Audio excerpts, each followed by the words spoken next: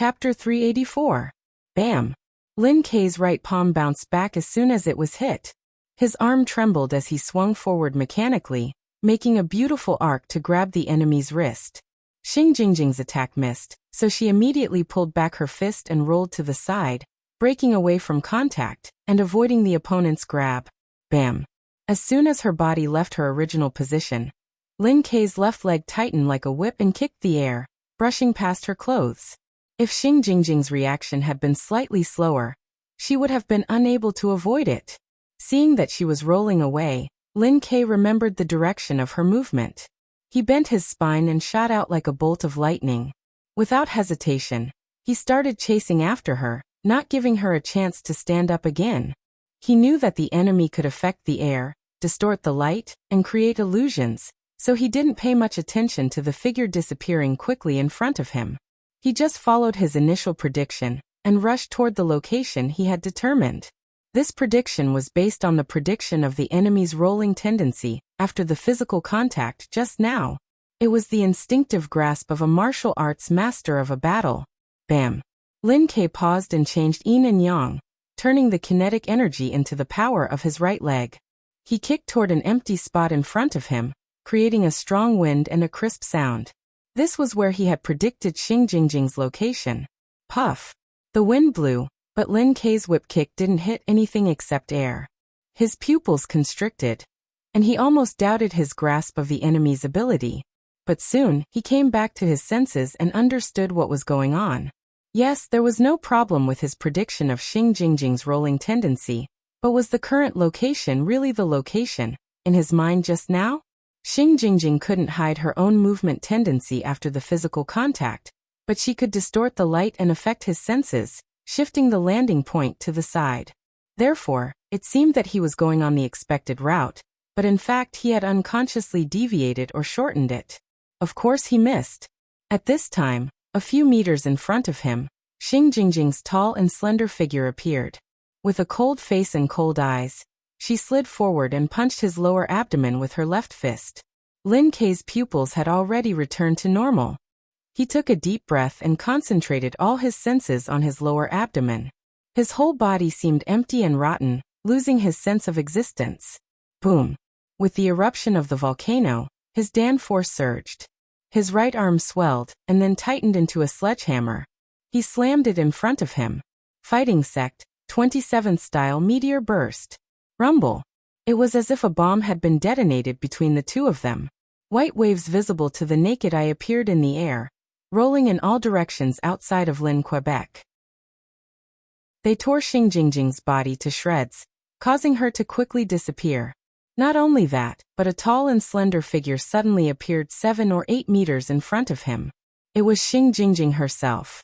Lin Kei knew very well that his opponent's special ability relied on the medium of air to distort light, sound waves, smells and other things, thereby creating almost realistic illusions.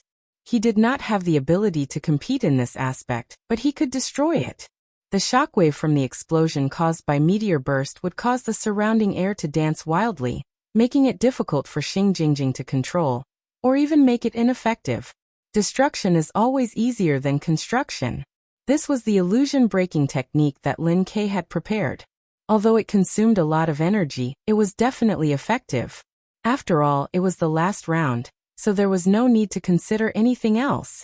In the rolling airwaves, Lin Kei lowered and swung his waist, withdrawing and releasing his qi and blood, and completed double explosion.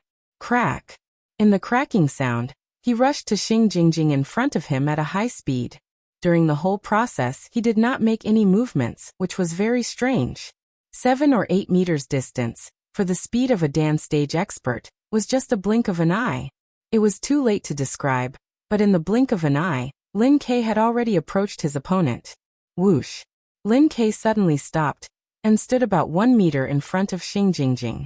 A sharp, ear-piercing sound of friction burst out, completely breaking the silence just now. Accompanied by this hair-raising sound, his trembling body reversed yin and yang, and his left fist tore through the barrier, fiercely punching out. Boom! Another violent explosion meteor burst, the 27th style of the fighting sect of 27th style of meteor burst. The airwaves formed and rolled, and Xing Jingjing's body suddenly shook and broke into pieces. Less than 2 meters to the left, a few strands of hair fluttered, and a human figure was quickly outlined.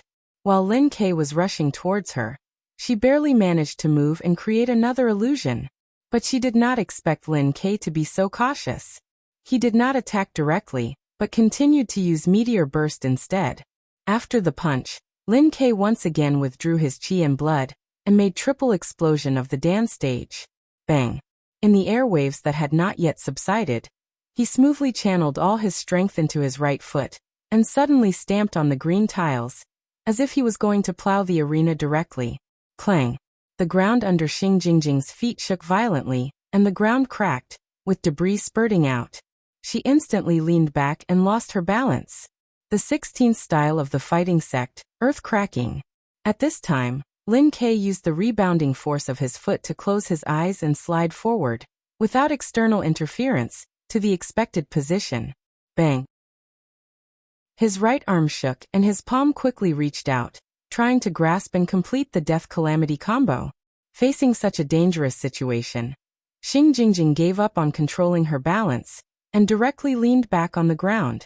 Her right leg turned into a whip, and she took advantage of the momentum to whip up with amazing power. At the same time, she fully unleashed her supernatural ability. Lin Ke's right hand paused, and his body trembled slightly. His thigh muscles swelled, and in time he bounced his knee, tightened his foot, and quickly kicked out to block the enemy's whip. Bang! Both legs bounced back, and Lin Ke was about to follow up with another kick to take down his opponent. Suddenly, the hair on his back stood up, and his skin and muscles felt a slight tingling. He sensed the incoming attack. Dozens of centimeters behind him, the figure of Xing Jingjing appeared. Her right hand clenched into a fist, and with a bang, she rushed forward and directly hit his back. If it were many dance stage fighters, when they sensed danger through absolute reaction, they would definitely try to defend or dodge first. They would rather miss the opportunity than make a mistake. But Lin Ke did not do so. His expression did not change, and his eyes were still deep and restrained. He fully believed in his own judgment. His right foot followed up, and fiercely kicked at Xing Jingjing's body that had already fallen to the ground. Bang! Xing Jingjing barely raised her arm to block the kick, but the kick sent her rolling backward, completely losing her ability to defend and react. At this moment, the Xing Jingjing behind Lin Ke also hit him in the back. A force was generated, pushing him forward, and he was about to fall down. This was not a drill. It was not fake. To be precise, it was not real fake. In the past 6 months, Xing Jingjing's supernatural ability had improved again. She could condense the air and create a slight explosion. Combined with the illusion, she had the ability to clone herself in the competition. She could create a total of 2 selves, and each shadow could punch, the equivalent of an ordinary person's punch. She could pass off the fake as the real, and the real as the fake. What was fake was real, what was fake was fake, and what was real was fake. Usually Lin Ke would not pay attention to such an attack. But at this moment, the low kick made him lose his balance. His qi and blood quickly flowed back. His right foot lightly touched the ground, and Lin Ke used force concentration to maintain his body. At this moment, Xing Jingjing was still rolling and could not seize the opportunity to stand up. Bang! Using his Dan force, Lin Ke stepped on the ground and jumped out. However, he did not attack Xing Jingjing, who was rolling. Instead, he moved slightly to the side. Bang! He stretched his body and knocked sideways. Suddenly, a staggering figure was knocked out of the void. It was Xing Jingjing. The moment Lin Ke lost his balance, she created another illusion to cover herself and stood up like a carp. While staggering, Lin Ke took a big step forward. His shoulders exploded, his arms shook, and his palms stopped beside Xing Jingjing's temples. The referee glanced at him and confirmed the authenticity of the illusion. He announced loudly, "Round 4 Lin Ke wins." The final result, Songqing University Martial Arts Club wins. In Huahai's seat, and Chaoyang laughed in a low voice. He looked a little disappointed. Piao Yuan clenched his fist and hit his bald head. Losing to Songqing University meant that they only had one way left, which was to fight with Shanbei, the capital, or Guangnan. In the arena, Xingjingjing was stunned. She suddenly asked, "How did you find out in the end?" He did not use meteor burst to break the illusion. Lin Ke took back his hands. His deep eyes were not as tense as before. He answered indifferently, "The arena told me." Xingjingjing could control the air, distort the broadcast, and create illusions. However, the arena was also a medium that was not affected by her. If they were close enough, Lu Qing could hear the sound of his opponent turning over and standing up. He could hear that the rolling figure in front of him was actually weightless. "What is my brother saying? It sounds so cool." After cheering, Yinjika asked excitedly, "Sister Jingjing actually took the initiative to talk to him." "It seems that I need to learn lip reading," Lu Qing joked. Behind him, Li Mao, Sun Jian, and the others had already stood up and high-fived each other to celebrate. Lin Ke was indeed worthy of his name. It seemed that he was going to be exhausted. When he reached his limit, he actually won. Yinjika sighed and complained in a low voice, "I'm so angry. I don't have a chance to fight again." "It's okay. I'll most likely be the last one in the quarterfinals. You go first. Besides, I'm always worried about your fight with Sister Jingjing." Lu Qing comforted his girlfriend with a smile. As long as Xingjingjing could still fight and use her supernatural ability, she would be a tough opponent for a professional ninth pin fighter. Yinjika looked around and then leaned close to Lu Cheng's ear. She lowered her voice and said shyly, "Cheng, I'll tell you a secret." "What secret?" Lu Qing was curious. Yinjika bit her lower lip and turned her head to the side. She said in a low voice, "I told you that Sister Jingjing's supernatural ability came from fear. That's true. But I said that she would feel safe facing me and couldn't use her supernatural ability to its full potential. That's just my guess. That's the reason I gave myself. Sister Jingjing might have mastered her supernatural ability since she had it for so many years." Lu Qing couldn't help but laugh. He felt that Ko was so cute and adorable that he wanted to kiss her. So he leaned over and whispered, "I'm sorry. Ko, I'll also tell you a secret." "What is it?" Yinjika opened her eyes wide and showed curiosity. Lu Qing chuckled. "I want to kiss you now." Chapter 385. Hearing the secret from her boyfriend. Yinjika was obviously stunned for a moment. Then she squinted her eyes at him, feeling both angry and amused. She mouthed, "Hooligan. Why is Chung flirting all of a sudden? It's so embarrassing to do that in front of so many people. Could it be that it was just like what was written in the books, that men would become more excited after a fierce fight, and their hormones would also increase?" While Yinjika was seriously thinking about the academic problem, Lu Qing added with a smile, "I'm so attracted by the little fairy who is giving me courage. I want to kiss you so much." Oh, Yinjika suddenly understood. She felt shy and happy. She glanced at him and said with a smile, "Then you can think about it. Just think about it." Lu Qing couldn't help but laugh when he heard this. He almost couldn't help but steal a kiss.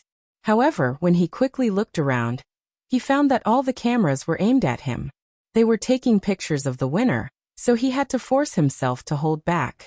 In the seats of the martial arts club of Huahai University, and Chaoyang looked at the depressed Piao Yuan and the others, and then looked at Xingjingjing who was walking back with her head down. He sighed and clapped his hands. He forced a smile and said, "Why do you look like we've been eliminated? Losing to Songqing University is not the end of the world. We still have a chance. What if we get Guangnan in the quarterfinals? We have a 1/3 chance to get them. Besides, even if we get Shanbei or the capital, we are not doomed to lose. There is still some hope. Anyway, we have no other choice. We have to fight with our backs to the wall and burn our boats." Hearing Senior An's words and thinking that he would leave the martial arts club after this year's competition, Piao Yuan, Zhang Dongliang and the others were excited again. After they looked at each other, they shouted in unison, "Let's go! Fight with our backs to the wall." Xingjingjing stood a little further away and didn't shout so fiercely. But her eyes were obviously shaking and her fists were clenched. In the live broadcast room, the host Lu Chang said with emotion, "Congratulations to Songqing University for making it to the quarterfinals. I also wish Huahai University a bloody road and go further." This is martial arts. Everyone is growing. No one will be treated with respect just because they won the championship. Chen Sansheng also sighed. I didn't expect in Chaoyang to say goodbye to this competition and the martial arts circle in this way. Lu Chang was surprised. You can't say that. What if Huahai gets Guangnan? They still have a chance. I believe that even if they get Shanbei or the capital, I believe they still have a chance. But what will happen after that? Will they have more injuries? How much will they consume? How much will they be able to recover in the semifinals? Chen Sansheng said.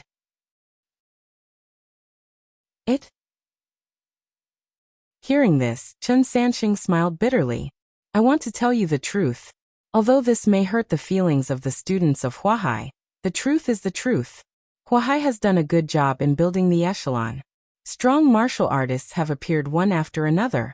However, there is a saying that goes, born at the wrong time. Peng Liyun and Ren Li are only juniors. Lu Qing and Lin Ke are only sophomores. For Piao Yuan, Xing Jingjing and Zhang Dongliang, they were born at the wrong time. If it were a few years ago, or a few years later, they would have enough strength and qualifications to become shining stars in the martial arts circle in the university. But in recent years, the 9 sons have been competing with each other. There is no room for them to shine. Lu Chang sighed. This reminds me of a saying. Forget it. I won't say it. Of course, one's destiny depended on one's own efforts. However, one also had to consider the course of history. Piao Yuan and Xing Jingjing had encountered a very good but also very cruel era. Fortunately, there were people to compare with, to be role models, to pass on their experiences, and to sharpen their skills. The university martial arts circle was on the rise. Many martial artists who originally had no hope of entering the professional competition were stimulated and gained a lot. They improved by more than one step, and thus changed their fate. The cruel thing was that they were always a foil. Well, no matter what, I wish Fu and Chaoyang the best. I wish him to create more glory on the road of life. Chen Sansheng said sincerely. Chen Sansheng said sincerely. And the combination of Lu Qing and Lin Ke has fully demonstrated their strength. They are the real favorites to win the championship, the third favorite after Shanbei and the capital. Lu Chang chuckled and said, I can't wait to know the situation of the draw for the top 8. That would determine the matchups of the semifinals. Just thinking about it made one's blood boil. We have to wait for 2 days. Anyway, congratulations to Songqing University for being the first in the group and entering the top 8. Chen Sansheng clenched his fist and waved. And Lu Qing deserves the title of Heavenly Son. In Lu Chang's fan forum, Eternal Nightfall, Yan Xiaoling posted a celebratory post. The battle of writing the fame. Before she could get to the sofa, Brahman sent a firecracker emoji. Win win win. Can't you post more thoughts? All the good names are taken by dogs replied with the same emoji. Win win win win win. Double. At upstairs I've helped you press the coffin of your math teacher. Unparalleled Dragon King joked. Yan Xiaoling made a cough emoji. Quiet, quiet. Everyone, quiet down. Those who drive cars and dance, calm down. Let's ask the frontline cat reporter, Little Gao, to send a first-hand report. Oh, I'm so excited that I'm hungry. I have to think carefully about what to eat in the dormitory. Don't you know how to order takeout? Road to the arena, asked in surprise. I have to go get takeout. Yan Xiaoling expressed that she was lazy. I don't understand teenage girls like you. Road to the arena, sent a sigh emoji. At this time, many cats posted a post. Lu Cheng and Lin Ke just finished the post-match interview and went into the bathroom to take a shower. Along with the shower, a song floated out. The mountain road here has 18 bends. I'll tell you who sang it. I'll keep it a secret for Lu Cheng, who doesn't want to reveal his real name. Otherwise, he'll be beaten up. In the previous interview, Lin Ke only used 3 words to answer all the questions. Yes, no. That's a new record. To be honest, I really miss his interaction with reporter Shu. Coach Sher is on the phone with someone. He's beaming with joy and holding his head high. Senior Yen is playing with her phone with a beautiful smile. Maybe she's peeking at you guys. She has a special ointment beside her. She's waiting for Lu Qing to come out and show off his love. Don't ask why cats have dog eyes. Senior Sun Jian and Senior Li Mao are excitedly discussing the possible opponents for the quarterfinals, who will be on the field, and how to use the broadcasting bonus. The National University Martial Arts competition attracted a lot of attention. The copyright fee was more than the professional preliminaries. The teams that didn't make it to the quarterfinals would be able to cover their expenses such as air tickets, accommodation, and food. Once they made it to the quarterfinals, they would get more money. As for how much they would get, it would depend on their final ranking. After talking about them, what about you? Asked Unparalleled Dragon King with a snicker emoji. Many cats replied, blushing expression. I'm organizing my shopping cart. I'm just waiting for the money. After the competition, in order to celebrate the first place in the group and to prepare for the quarterfinals, Geezer waved his hand and announced that tomorrow was a holiday. Everyone could relax. Tonight, they would eat crayfish for supper. After eating and drinking, it was almost 10:30 p.m. Lu Qing stood at the door of Yenjika's room and said goodnight to her. The short noise from before was still echoing in the hallway. Talker didn't come up? Yenjika asked casually, as if she didn't want to go back to her room. His girlfriend is coming to visit. He has to kneel at the door and wait. Lu Qing teased little Ming. After chatting for a while, Yenjika looked at her watch and smiled. Why aren't you sleeping? The effect of sedative fluid is not as good as deep sleep. Okay. Lu Qing rubbed his swollen temples. Seeing other people passing by in the hallway, he calmed down and waved goodbye. When he was about to turn around, he saw Yenjika turn her head and look to the side. She said in a very low voice, "Didn't you say you want to kiss me?" Chapter 386. When Huahai was selected, the match between Guangnan and Juku was also confirmed. Netizens who were watching the live broadcast commented on it, either on the bullet screen or on Weibo. I feel that Shanbei is at an advantage. Yeah, no matter who wins between Capital and Songqing University, they must have fought to the limit. Not to mention whether anyone is injured, the fatigue caused by it can't be recovered in 2 or 3 days. Don't say that. Capital and Songqing University are only facing each other. The other opponents are not too strong. Shanbei is going to fight Huahai and Guangnan in a row. It's hard to say whose match schedule is better. I'm looking forward to the match between Shanbei and Huahai. Peng Liyun didn't fight seriously in the previous matches. This time we can finally know what level he is at. If they want to skip the quarterfinals, I want to see Run Li and Lu Cheng. In the chaos, the odds of the lottery company changed. Shanbei's odds were lower, indicating that people were more optimistic about them. Capital and Songqing University's odds were higher, but they were still lower than Guangnan's. Huahai's odds had skyrocketed, and they were no longer the favorite to win the championship. Everyone's expectations and predictions could be seen from a narrow view of the Big Leopard. At 10:20 that night, Lu Qing watched the recent matches of Jinfeng University Martial Arts Club in Yenjika's room, and browsed through the latest comments and analysis. Then he was driven out by the girl and went back to his room. After washing up and lying on the bed, Lu Qing tossed and turned, unable to fall asleep. He felt empty, lonely, and cold. Ever since they had a breakthrough in their relationship that day, he wanted to control himself so that he wouldn't affect Ke's state of mind. He didn't want their relationship to be exposed and she would be pointed at behind her back. But every night, he couldn't help but stay behind. Sometimes, when there was no one in the corridor, he would sneak away. Then, he would inevitably have a good time. He was exceptionally satisfied. Even if he stopped at the last moment, Lu Qing began to doubt his self-control that he was proud of. Why did he insist on getting up at 5:30 every day to do morning exercises, to abstain from smoking and drinking, and to do so many things? Why couldn't he control himself when it came to Little Fairy? Maybe it's because Ke's charm is too great. Maybe it's because I like her too much. Lu Cheng's thoughts drifted, and a smile unconsciously appeared on his face.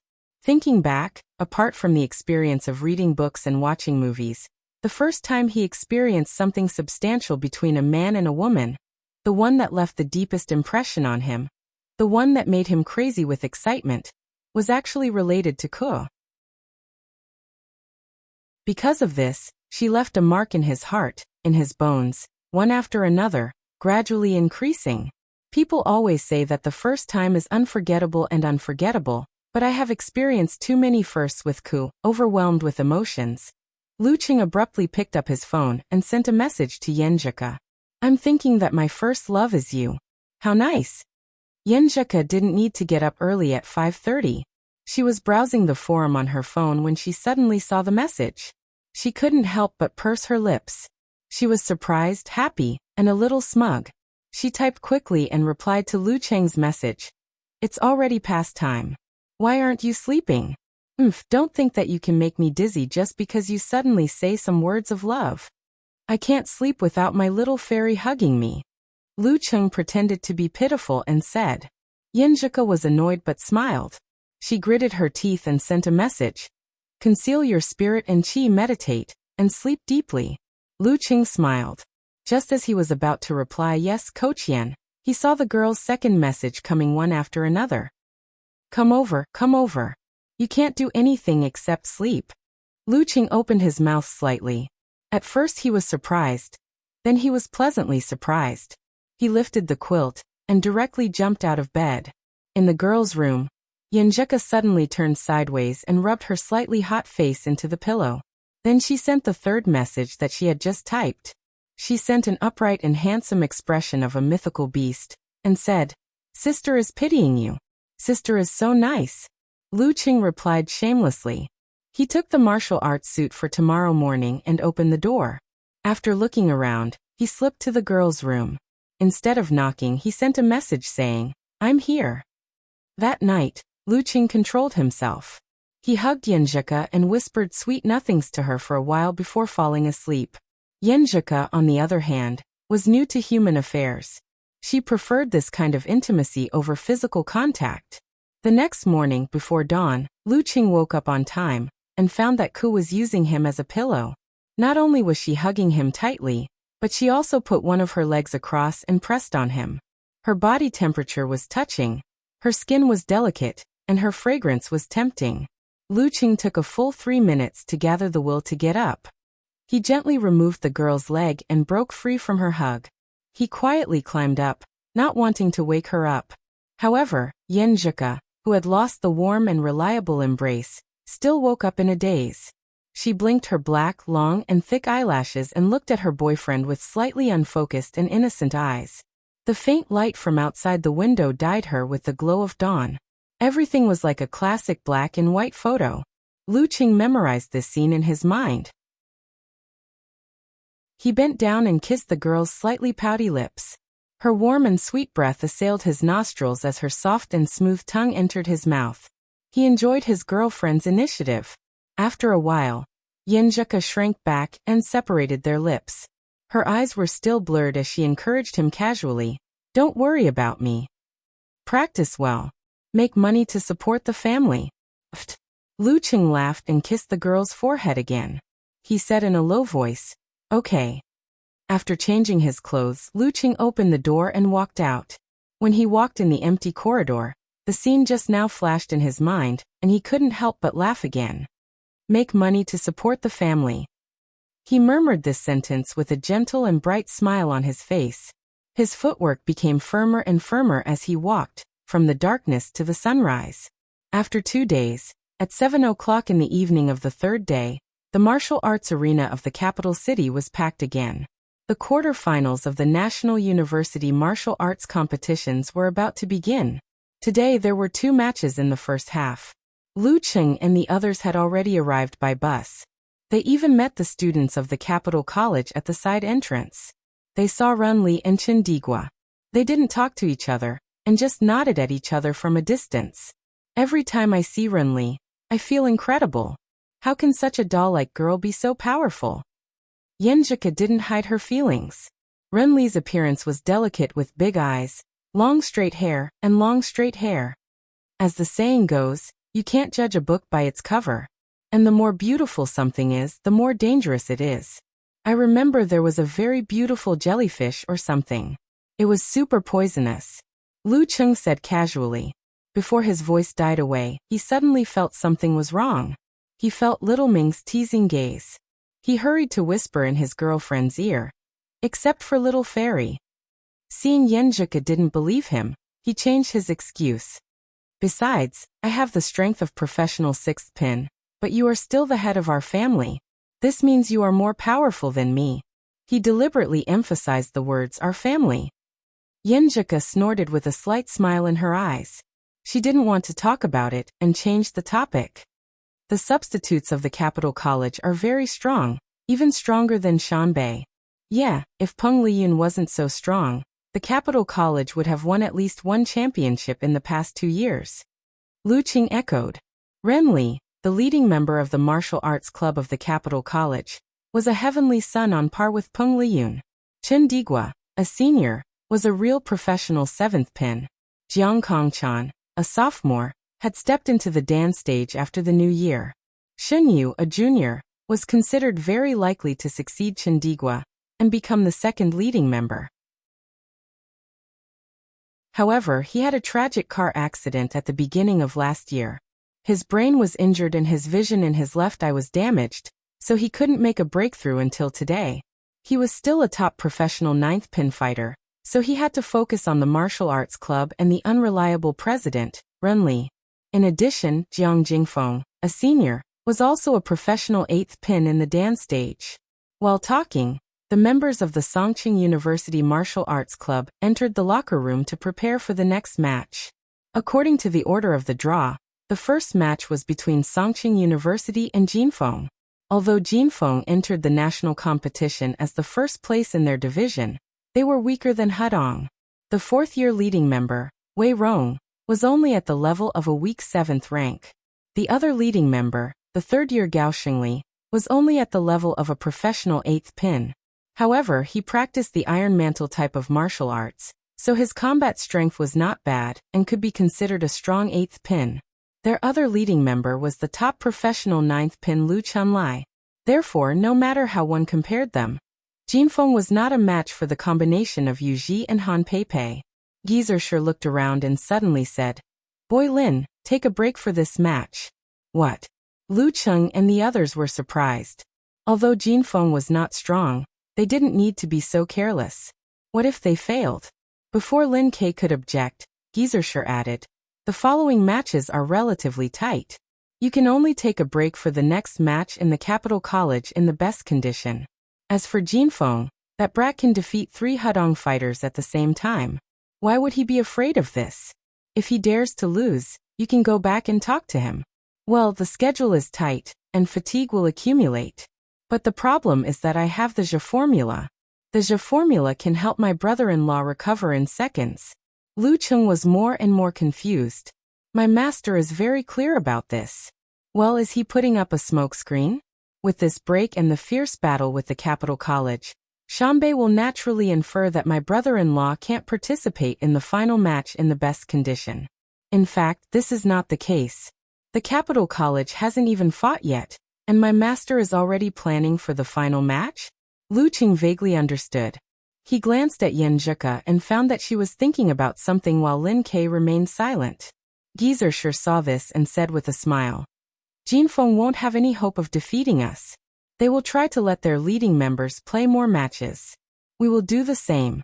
Brat, you take the field. Kai Zongming, you go first, Li Mao second. Me.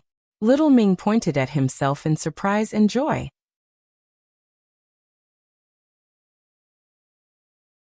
Chapter 387. Faced with Kai Zongming's overjoyed question, Gizershur nodded slightly and said, experience it well. Okay. Little Ming almost burst into tears. After waiting for so long, did he finally have a chance to start the match?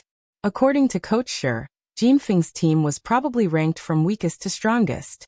If he stunned them with his verbal cannon, he might be able to easily defeat Lu Chunlai, who was also a professional 9th pin fighter, and get the first kill. He would show off in front of Fang Yuan.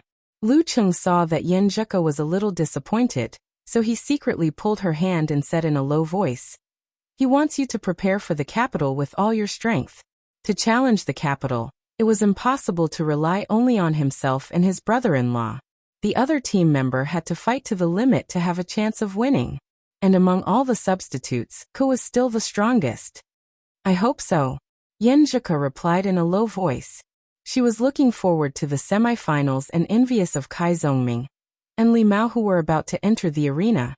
In the locker room of Jinfeng University Martial Arts Club, Wei Rong, the leader with dyed blonde hair, looked at Coach Zheng Fei. Seeing that he didn't say anything, he simply patted the surface of the bench and said to Gao Shengli, Lu Chunlai and the others, "Everyone is not very confident in this match." Haha, me too. I know my place. Anyone with eyes can see the performance of Lu Cheng and Lin Quebec. Since that's the case, let's not think about miracles. Let's just set a small goal. Gao Shengli's skin was dark, and his whole body seemed to be made of iron. After hearing Wei Rong's words, he asked doubtfully, "What small goal?" At this time, Zheng Fei, who had the temperament of a scholar, smiled and said, Songqing University will most likely let one of their substitutes fight first to train and accumulate actual combat experience. Then it will be Lu Cheng. He will try to defeat us in one go and not let Lin Ke fight. He will save his strength to face the capital. Then our small goal is to not let Lu Cheng fight 1 against 3? Gao Shengli asked again. Isn't it easy to not let Lu Cheng fight 1 against 3? Lu Chunlai, who was good at ridiculing, laughed and said, if we lose to Songqing University's substitute, Lu Cheng can only fight 1 against 2. From a logical point of view, there was no problem. After rolling his eyes at Lu Chunlai, Wei Rong took a deep breath and stood up. I hope the 3 of us can defeat Lu Cheng in a tag team battle. The chances are slim, but it's not impossible. Lu Cheng still has to consider the semifinals, so he won't fight too hard. I think he'll quit while he's ahead. Sheng, you fight in the first match. Try to defeat Songqing University's substitute as quickly as possible. Try to maintain your peak condition and challenge Lu Cheng. Use the method of injury for injury to fight against him. Fight against his conservative mentality. Good. Gao Shengli spoke with a faint metallic voice. Wei Rong pointed at himself and said, I'll be the second one to go up, followed by Lu Cheng. Chunlai, you'll be the last one to finish up. I hope you can see some hope of winning. No problem. Lu Chunlai didn't feel any pressure. After the name list was submitted, Jinfeng and the others pushed open the door to the locker room and walked to their seats. Before they could sit down, they heard a burst of noise from all around, as if a tide was about to come. Songqing University's group of people came out of the locker room. Wei Rong and Gao Shengli looked at each other. At the same time, they had a deep understanding of what was called unequal treatment. What greeted them just now was only sparse applause and the sound of trumpets. After a short pause, they knew that Songqing University's main roster wasn't Lin Ke's name. Aren't they looking down on us too much? The veins on Wei Rong's forehead throbbed, and his voice involuntarily rose. Songqing University actually let their second leading general go? Were they confident that Lu Cheng could hold back 10,000 people? Yes, he was very powerful. He was almost on par with Ren Li and Peng Liyun. He had a small chance of defeating their own team, but it wasn't 100% guarantee.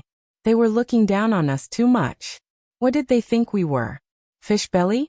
The anger of being looked down on emerged in the hearts of everyone in Jinfeng University's martial arts club. After looking at each other, Wei Rong glanced at the waving referee and said to Gao Shengli, How can you bear this? Jinfeng City was the location of the Guanwei League, and the martial arts atmosphere was very strong. Men had the concept of losing, but not losing. No. Gao Shengli clenched his teeth and replied. Then go fight. Then go all out. Finish the first 2 as soon as possible. Wei Rong clenched his fist and shook it. Gao Shengli's iron mantle technique was more suitable for bullying the weak. With him as the vanguard, it was just right. In the Songqing University Martial Arts Club seating area, after Li Xiaowen passed on Jinfeng's roster, Kai Zhongming's mouth was half open. He was stunned and subconsciously turned to Gizershur. Didn't you say that Jinfeng would go from weak to strong? What happened to the professional 9th pin Lu Chunlai? What happened to taking the first clear and showing off? Thinking of the Jinfeng video and Gao Shengli's image of a chimpanzee, student Xiaoming couldn't help but shiver. It was as if he had returned to the past, to the bloody history of being ravaged by the former president, Chen Zhonghua, another chimpanzee, Geezer sure didn't even lift his eyelids. I just said it casually. Do you really need to analyze it seriously to fight Jinfeng? Lu Cheng held back his laughter and patted Talker's shoulder. With a solemn expression, he said, "My condolences. It's time to go on stage. The referee is signaling." Kai Zongming glanced at the ring and blurted out, "How should we fight?" "Make good use of the conversation time." Lu Cheng gave a sincere suggestion. "Knock him out with words and then seize the opportunity?" Student Xiaoming asked thoughtfully. "No, what I mean is, make good use of the conversation time and have some fun. At least you can take advantage of him verbally, right?" Lu Cheng chuckled. "For a person like Talker, the more you comfort the more useless it is. Just a few words of sarcasm is enough." Kai Zongming was like a terminally ill person who heard the doctor's advice to eat more good food. His heart went cold and he felt less burdened. He looked at Lu Cheng with disdain. Kai Ritian, am going to defy the heavens. Not bad.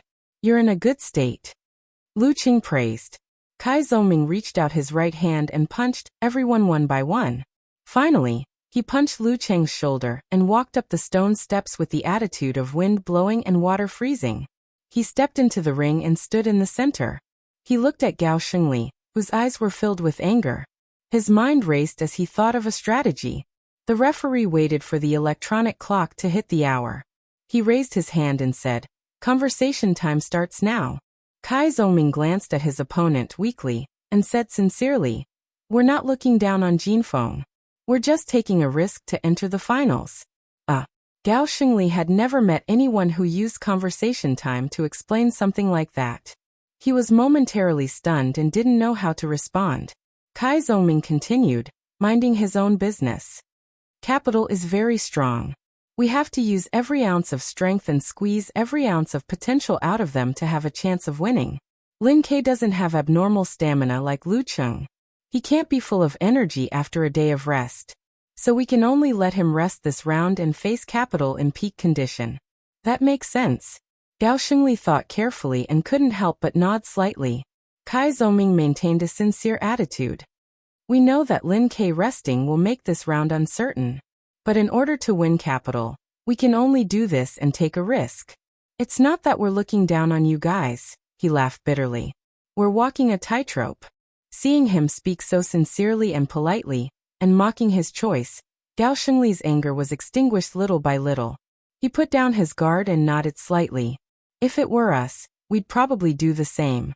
After all, Lu Cheng has the strength to fight 1 against 3.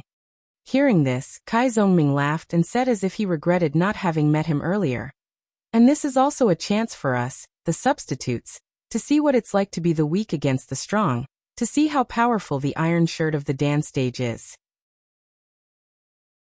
Otherwise, if we put Lin Ke in the position of holding the field, there's a big chance that he won't have to compete, right?" This guy's words are very pleasant to hear. Gao Shengli's heart warmed.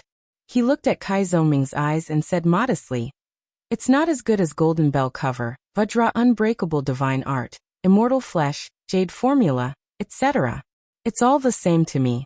Anyway, they can't break my defense." Kai Zongming seemed to use the conversation time as an opportunity to chat, making Gao Shengli's mood better. In the end, he deliberately looked around and said in a low voice, "I'm sorry.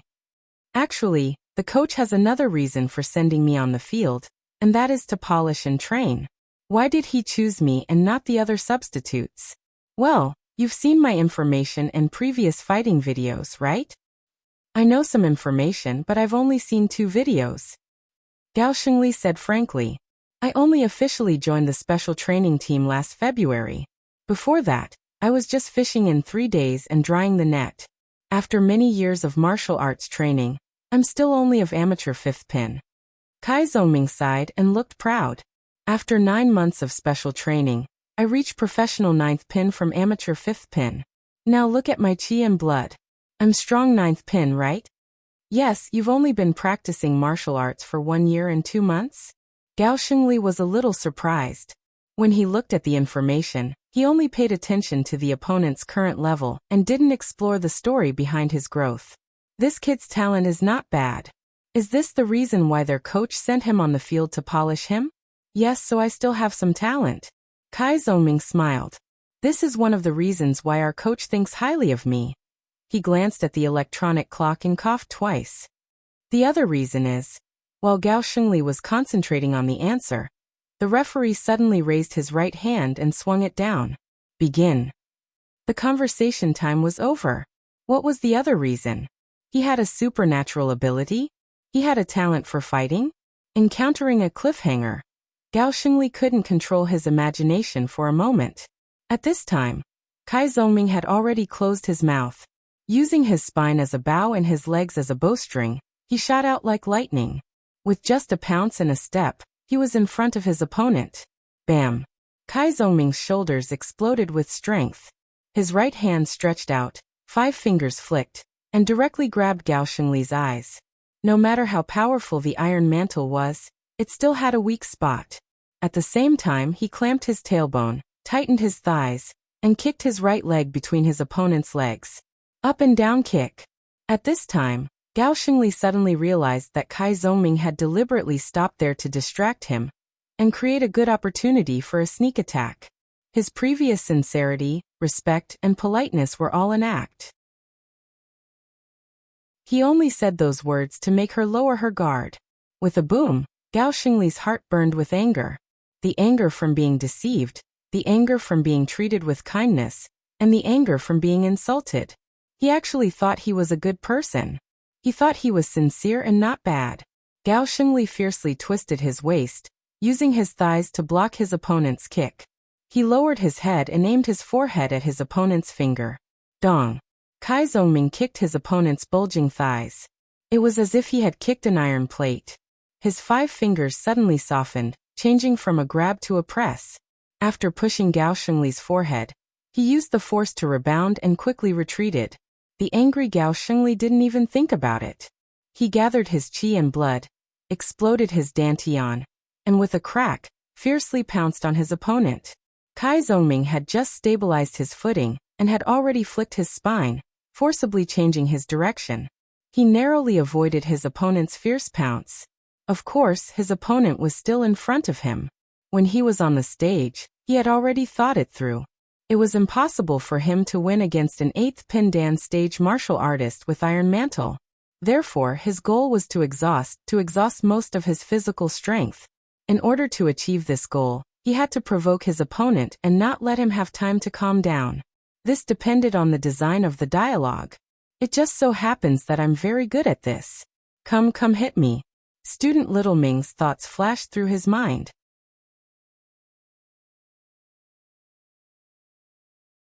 Chapter 388. Bam! Just as Kai Zongming dodged the fierce attack, Gao Shengli used the rebounding force to turn around. He twisted his waist and threw out a punch. Although he was angry, he still had the most basic understanding. He could only complete the double explosion. He couldn't do it unless it was the most critical moment.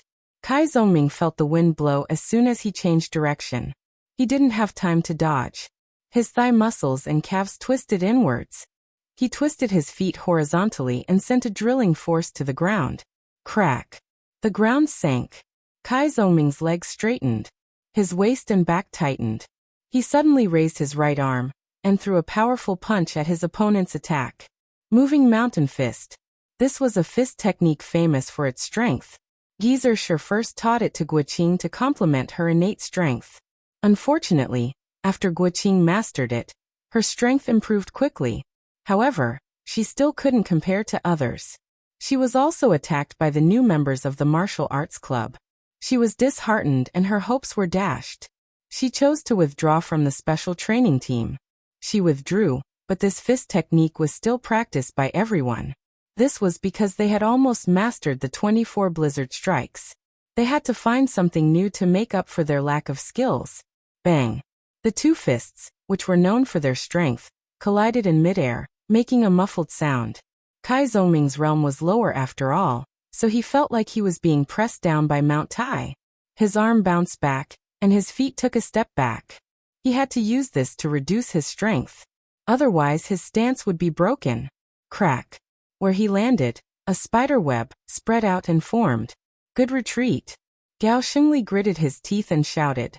In order to seize the opportunity, he didn't have time to stop. He pushed his right foot and leaned to one side. He immediately rushed forward aggressively and exploded the airflow. Facing this, Kai Zongming didn't have his usual slickness. He knew that since ancient times, there was only one way. He quickly gathered his courage and advanced instead of retreating. He just landed on the ground with his right foot. His ankle shook, his legs straightened, and his fascia tightened. He drove his body to one side and rushed forward like lightning. Bang! The two bodies collided in a very short distance. Shoulder to shoulder, arm to arm. Open! Gao Xingli roared. His iron-like muscles swelled, and he directly knocked Kai Zongming back. Comparing strength with mine, you are still far from it. Thump! Thump! Although Kai Zongming was retreating, he had neutralized most of his opponent's strength by attacking without dodging. He retreated in an orderly manner. As soon as Gao Xingli succeeded, he immediately slid forward and attacked the enemy continuously. While he was down, he would take his life. Kai Zongming took 2 steps back. Seeing the opponent coming at him, his heart tightened. He couldn't care about anything else. He bent his waist and pulled back his arm, making a backhand flip. Pa! Pa! When he did a backflip, he raised both his feet and kicked the area between the enemy's legs. Gao Xingli was in too much of a hurry, so he didn't have time to change directions. He could only pause to one side, letting the wind blow past his crotch. Then he regained his momentum and closed in on his opponent. Kai Zongming, on the other hand, did a backhand flip to catch the falling bullet. His body shot out horizontally, narrowly avoiding the chain of attacks, and once again pulling apart the distance between them. In this exchange, Gao Xingli had many better choices. But in his impatience, the faster he wanted to win, the harder it was for him to win. Student Little Ming, who had dodged a bullet, didn't forget his own expectations. While he was busy, he raised the corner of his mouth, revealing a deep mocking smile. Stupid beyond cure. You've been fooled, haven't you? Seeing Kai Zongming's smile from the corner of his eye, Gao Xingli tried to suppress his anger. His mind buzzed and was completely occupied by a red color.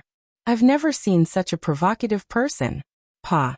With a crisp shattering sound, Gao Xingli withdrew and released his qi. His 2 thighs suddenly became thick and strong. His whole body was covered with a strong wind. With a whoosh, he was in front of his opponent. In a flash, Kai Zongming slid forward and dodged the front. Pa! Gao Xingli did another force concentration. His qi and blood exploded. His left leg swelled and violently kicked out. Double explosion. Right now, there was only one thought in his mind. If I can't beat you in a few moves, then it's my loss. Gao Xingli's sidekick was fast and fierce. Kai Zongming was powerless to dodge. He quickly lowered his center of gravity, shook his arms, and blocked in front of his lower abdomen. Bang! With one kick, under the brute force of the dance stage explosion, Kai Zongming's stance fell apart, and his body flew out. Thump thump thump. Without waiting for him to land, Gao Xingli rushed up in a few steps. He swung his shoulders, stretched out his right hand, and grabbed his shoulder. He pulled it back and bent his elbow upward. At this moment, the referee extended his palm and blocked his elbow joint. He used his strength to separate the two people. Then he raised his right hand and loudly shouted, "First round, Gao Xingli wins." Hearing this, Gao Xingli was delighted. He felt that he had won back some face. He didn't need many moves to defeat that hateful guy. But after he came to his senses, he suddenly felt that something was wrong. Relying on his iron shirt's ability to resist attacks, relying on the various advantages of the dance stage, and not using force concentration, he had a high chance of defeating his opponent. But now not only did I use the dance stage explosion, I also used double explosion. What was I doing just now? Seeing the change in his expression, Kai Zongming felt a lot better. He felt that although he didn't show off, he had completed his IQ and verbal superiority. He had won in another way. He exhaled, hummed a little song to himself, and was about to turn around and leave the arena. At this time Gao Xingli, who was in front of him, opened his mouth and asked, "What's the second reason?" Regarding this matter, he had always been brooding. He was eager to know the answer. No matter if the other party was lying to him, or if there was a real reason, there had to be an explanation. Otherwise, it would be like a bad ending in a novel or a TV series that was cut in half. Kai Zongming was startled. His eyes flashed a few times. He imitated someone and smiled. It's a secret. Personal secret, no comment. Gao Xingli glared. If the referee hadn't blocked in front of him, he would have pounced on him. Haha. Kai Zongming laughed secretly. He leisurely walked down the stone steps and returned to the Songqing University Martial Arts Club seats. Seeing this, Li Mao stood up abruptly. There was only excitement in his eyes, no sign of nervousness. That was because he had Lu Cheng as his solid backing. Suddenly, Gieserscher tilted his head and reminded him with a smile. When you enter the arena, you can walk a little slower. Walk a little slower? Shouldn't he enter the arena as soon as possible and not give Gao Xingli more time to recover? Li Mao was puzzled and asked, Why? Think about it yourself. It depends on your understanding. Gieserscher kept him in suspense. Li Mao frowned and walked forward. He forgot to bump fists with Lu Cheng, and subconsciously followed the coach's instructions and slowed down. When he met Kai Zongming halfway and saw the other party's right hand, he put away his doubts and asked curiously, What did you just say? Why is Gao Xingli so angry? Clap. He and Little Ming high-fived. Hee, this is not something that can be explained in 2 or 3 sentences. I'll tell you later. Kai Zongming smiled proudly and didn't look depressed. Senior Li Mao, hurry up. He's depressed because of what I said. There's still a lot of anger left. Okay. Li Mao had just answered when he suddenly remembered Gieserscher's instructions. This was completely opposite to Kai Zongming's suggestion. Walking a little slower is to give Gao Xingli time to calm down? When he's no longer angry and has time, he should reflect on the battle just now, right? After reflecting on it, would he subconsciously make the opposite choice of fighting style? This is very likely. When normal people encounter similar situations, they will most likely do the same. After all, when things reach an extreme, they will only do the opposite. Once bitten, twice shy. What's more, only a few seconds and a little more than a minute have passed. In other words, Gao Xingli will be cautious and conservative. He won't use force concentration again. This is my chance. With a clear mind, Li Mao looked at Gao Xingli in the center of the ring and slowed down again. While waiting, Gao Xingli adjusted his breath and deeply regretted his previous anger. Didn't he say to save Kai Zongming and Li Mao and save most of his energy to wear down Lu Cheng? In the end, he actually used up more than half of his dance stage explosion on a nobody. Vaguely, he could imagine Senior Wei's disappointed eyes and Lu Chuanlai's private complaints. He felt bad and decided to make up for it from the second round onwards. I can still beat a professional 9th pin fighter, with just Iron Mantle. Kai Zongming returned to his seat with a proud face. He looked at Lu Cheng and said, I found that Gao Xingli explodes at the slightest touch. Quick. Hurry up and ask me how I provoked him. How could Lu Cheng not understand him? He only laughed and said, I think it's because you're too cheap. You belong to the category of people with negative supernatural abilities. Yeah, you have the aura of I want to beat you up when I see you. Hey, do you know how hard I work? Every time, I have to put in a lot of effort to control the primordial force that wants to beat you up. Kai Zongming looked at him from the corner of his eyes. He was angry and amused at the same time. Next time, let's perform a crosstalk.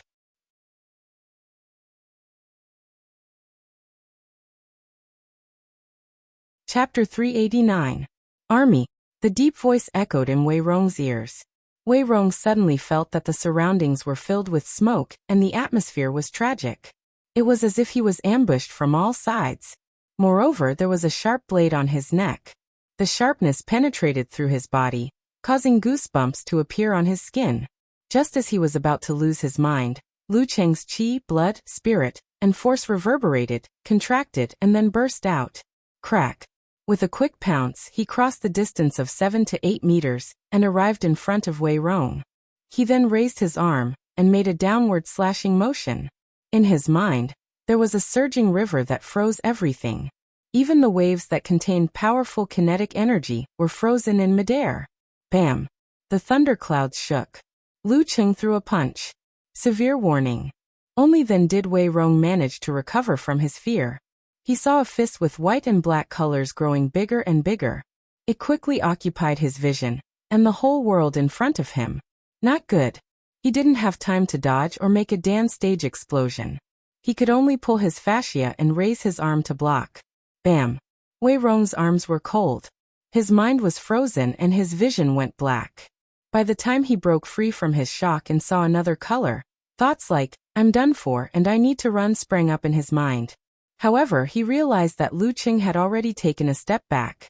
With his hands behind his back, he looked calmly at the referee. The referee raised his right arm and announced the result. Round 4, Lu Cheng wins. Lost. Just like that? Even if he didn't have any hope of defeating Lu Cheng, Wei Rong didn't expect to be defeated at the beginning of the match. This was a crushing defeat that he had never experienced before. Even when he fought against an 8th pin fighter of the professional 9th pin, he had never encountered such a thing. His face burned and he wished he could find a crack to hide in. In the battle just now, Lu Cheng was like bullying a primary school student. Yes, I am that primary school student. He didn't even have the chance to do anything before he lost. In the live broadcast room, Lu Cheng was stunned at first. Then he couldn't help laughing. He glanced at Chen Sanxing and said, "How many seconds did it take?" Well, not counting the time when Lu Cheng stepped back and waited for the referee to announce the result, it was more than 2 seconds, less than 3. Chen Sanxing wanted to laugh but couldn't. He had predicted that Lu Cheng would win quickly, but who would have thought that he would be so fast? That was a weak 7th pin fighter. If it was a life and death battle, he would lose a life in 2 or 3 seconds. Lu Cheng echoed and sighed with emotion. Finally he asked, "Wei Rong is not that weak. In terms of cards, he should be able to fight with Lu Cheng for more than 10 moves. How could he be defeated so easily?" Chen Sanxing thought for a moment. It's a matter of mentality. Let's put it this way. After the first round, Gao Xingli and Wei Rong's mentality will collapse. In the beginning, they probably didn't have much hope. In this state, they couldn't play to their best level, but they wouldn't be affected by pressure. When they found out that Songqing University didn't put Lin Ke in the lineup, Jin Feng was angry at being looked down upon, and wanted to fight. But to fight, they needed Gao Xingli, who was in the starting lineup, to quickly defeat Kai Zongming and Li Mao and try to fight Lu Cheng with 3 people. Only then could they see a glimmer of hope. In the end, I'm not a lip-reading expert. I don't know what Kai Zongming said in the first round, but in short, Gao Xingli was enraged. He used all his strength and defeated his opponent in a few moves. It was a refreshing win, but the consumption was definitely beyond his expectations. In the second round, he still had some hope. Relying on his iron shirt, he didn't want to use force concentration so easily. Who knew that he would be injured, but he still fought with Li Mao. At that distance, in that kind of situation, even if Gao Xingli had absolute reaction, it was too late. In this match, Gao Xingli underestimated his opponent and was conservative. It's very appropriate to use an idiom to describe it. That is, he didn't know when to advance or retreat, so he lost his level. Lu Cheng listened thoughtfully. So in a martial arts competition, mentality is a very important factor? That's right. Otherwise, why set up a dialogue time? Some martial artists are good at creating momentum and attacking the opponent's mind. They can make the opponent angry, depressed, or scared, and can't perform at least 50 to 60% of their level. Isn't there a saying in the art of war?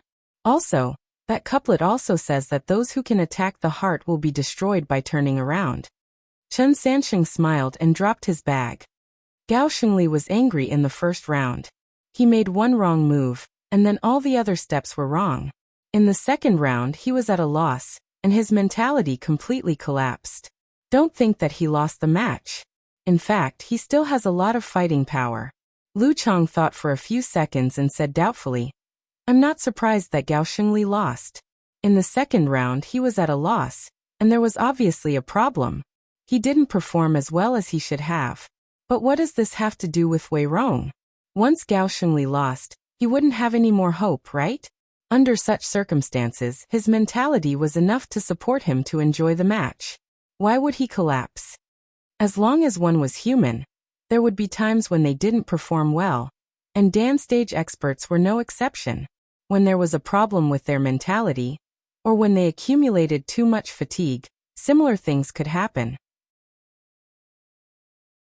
Otherwise, in the Warrior Sage Challenge tournament, the top professional 9th pin fighters wouldn't have had to worry about fighting. It's a bit of an exaggeration to say that Wei Rong's mentality collapsed, but he definitely didn't enjoy the match. Chun Sanqing paused and said, "It's okay if there's no hope. Once there's hope and then it's destroyed, it's inevitable that people will feel depressed. It's inevitable that they want to leave the situation as soon as possible, so they don't have the will to fight and have a fearful mentality. I've told you before that dance stage experts use willpower to control the spirit and communicate with the core of the body. Willpower can be reflected in the body's momentum. The higher the level, the stronger the willpower, and the stronger the momentum. And then there's the confrontation of momentum." Lu Chang was quite familiar with this kind of dance stage general knowledge. Yes, it's not obvious when one is at 7th or 8th pin, but at 6th pin level, momentum is enough to affect the opponent's spirit. Do you remember the match between Lu Qing and Chaoyang? I was referring to this when I said that they were evenly matched in the fight of momentum. This is also one of the uses of the conversation time. Chun Sanqing explained in detail. Once there's a flaw in one's mentality when facing a mighty ones of this level, the opponent will definitely take advantage of it and directly suppress the spirit with momentum. Lu Chang nodded slightly and said, "No wonder there's such a thing as psychological trauma. Normal people will be affected by psychological trauma. If a martial artist is suppressed by momentum like this, the result can be imagined." Wei Rong is in a similar situation. His cowardice and lack of fighting spirit were caught by Lu Cheng. Under the pressure of momentum, he immediately lost his composure. After that, the army formula attacked, the dance stage exploded, and the ice sec simplified physical invulnerability control. Once this set of combo moves was used, he could only wait for his head to be harvested. Chun Sanqing glanced at the screen and stopped talking in time. In the seats of the Jinfeng University Martial Arts Club, Lu Chuanlai's eyebrows twitched when he saw that Wei Rong, the club president, was defeated in a few seconds. He said to Coach Sheng Fei in embarrassment, "Can I give up?" Before he finished his words, he was immediately stared at by Gao Xingli's bloodshot eyes. "Haha, I'm just kidding. If you lose in the arena, you're a man. If you give up directly, you're a eunuch." Lu Chunlai laughed dryly and stepped toward the stone steps. For some reason, a strange word flashed in his mind. Slaying Huaxiong with warm wine. Lu Chunlai brushed past Wei Rong, who was hurrying back with his head lowered, and stood in the arena. He was already calm, thinking that every second he could hold on was worth it. "If I'm a man, I'll hold on for 100 seconds. He didn't even spare himself when he complained.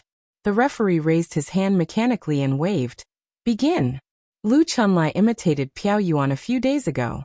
He swung his waist and back, pushed his feet against the ground, and immediately ran to the right, like a rabbit shot by an arrow.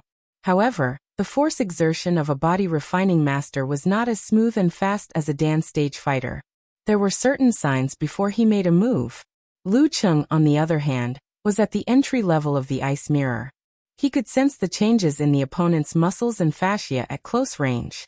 After years of experience, he could be considered half an expert in this field. Lu Chunlai hadn't really run, but he had already judged correctly with just one glance. He took half a step forward, slightly bent his body, and flicked his left arm to the right side of the opponent, sending out a fast-moving cold light. Boom! In the strange explosion, Lu Chunlai, who was running to the right, ran right into the white cold light. Ice burning sprang up and covered his body with a layer of sparkling and translucent frost. Lu Qing strode to the ice sculpture. When Lu Chunlai broke free from the ice, he saw Lu Cheng's smiling face and heard the referee's announcement. The 5th round, Lu Qing wins. The final result, Songqing University Martial Arts Club wins. Cheers and trumpets sounded.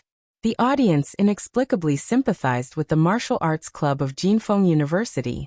"I just drank a mouthful of water." Yen Zhika wrinkled her nose and pursed her lips. She shook her thermos flask at Lu Cheng, who was looking at her from the arena. Her smile was like a vine growing in her eyes. In the live broadcast room, Chen Sanqing shook his finger and scolded jokingly. He's destroying the market. If everyone is like Lu Cheng, how can we sell the copyright of the martial arts competition in the future? How can the TV station make money by advertising? Haha, how many seconds did it take this time? Lu Cheng laughed. Well, less than 2 seconds. Chen Sanqing decided not to continue this unpleasant topic. Congratulations to Songqing University for being the first to enter the top 4. What awaits them is a tough battle. Then Lu Cheng and the others returned to the locker room. Li Mao went to the emergency room with the help of Kai Zongming. He was told not to do strenuous exercise for 2 weeks. After that, they watched the match between the capital and Guiyang in the locker room. Renli, who was in charge of the match, didn't do much. She easily defeated Chen Digua and Jiang Jingfeng, who had slipped through the gate. Lu Qing couldn't accurately judge how much progress she had made in the past year. Kongtong School was established by the Wind sect and mastered part of the incomplete chapters of the Plague sect. After the dust settled, the host, Lu Chang, made a conclusion. In this match, Chen Digua and Jiang Jingfeng of the capital were very restrained. When they were tired, they left the arena to save their strength. The 2 top 8 matches in the first half are over.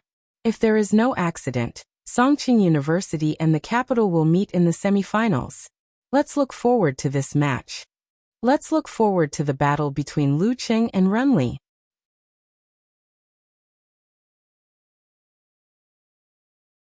Chapter 390.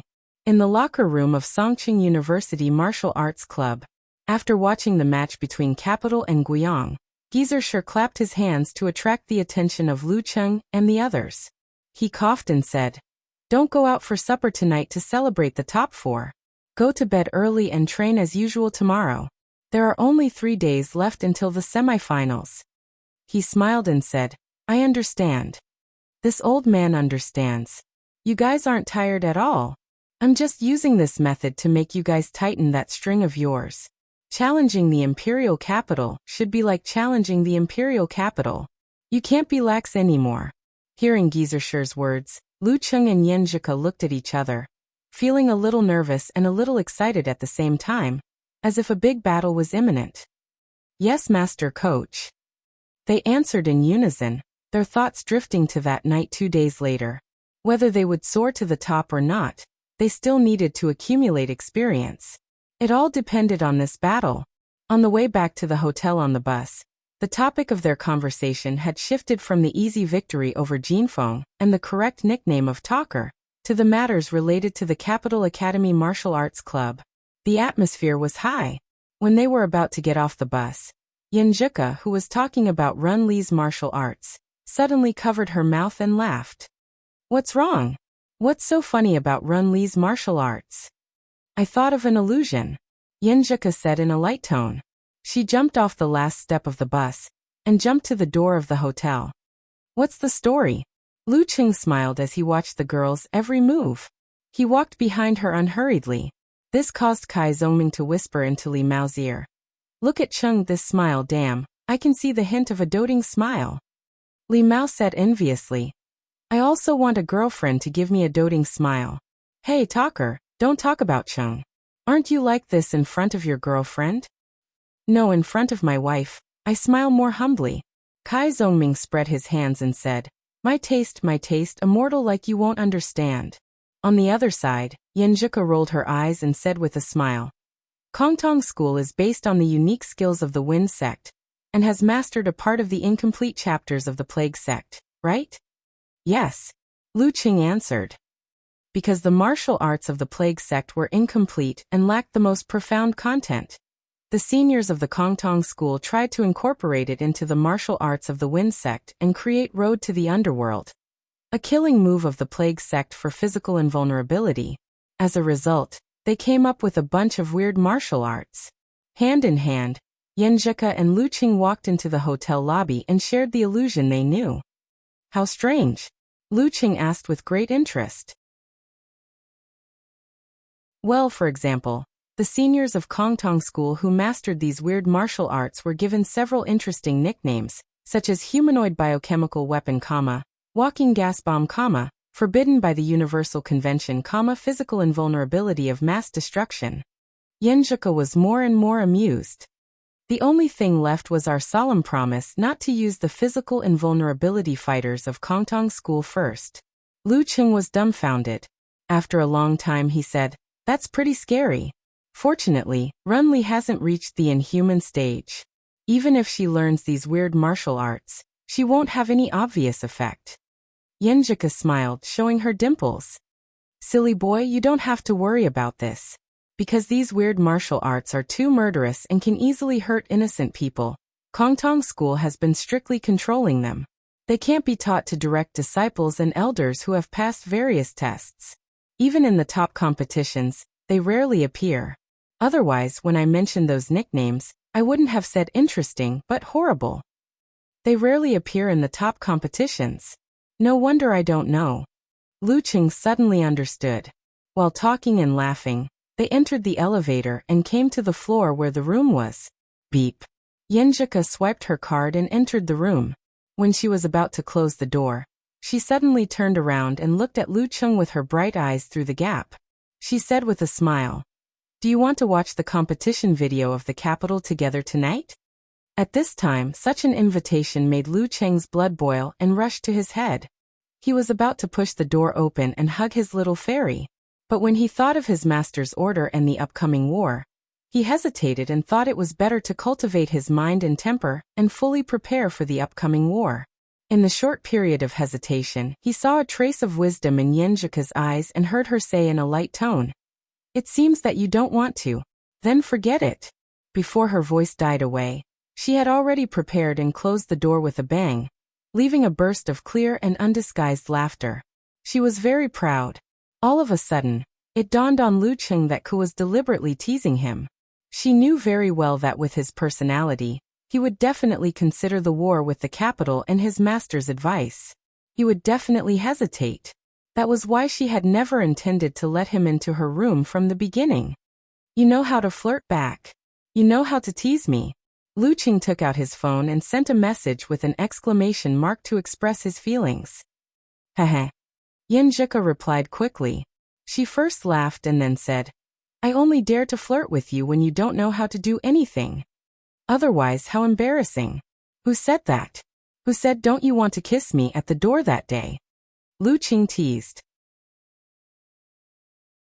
He had understood for a long time that when interacting with girls, you can't just flatter and say sweet words.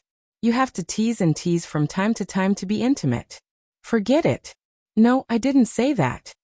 Yenjuka replied shyly. "It's not easy for me to take the initiative and you dare to laugh at me. Humph, I won't be close to you in the future." Lu Cheng knew when to stop. He smiled and said, "Guess what I'm thinking now?"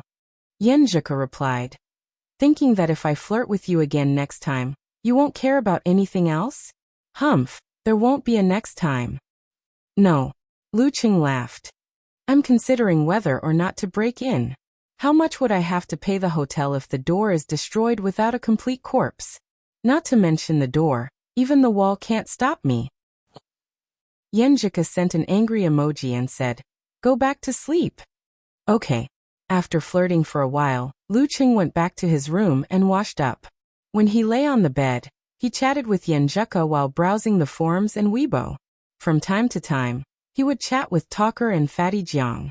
At this time, the official website of the Weibo Lottery Company had announced the latest odds for the final match between Capital and Songqing University. Capital won 1-3 including principal. Songqing University won 1-5 including principal. The odds for both sides were quite close. Capital was slightly lower, which meant that the public thought they had a higher chance of winning. That's reasonable. Lu Cheng glanced over and read the analysis and predictions of the famous martial arts influencers.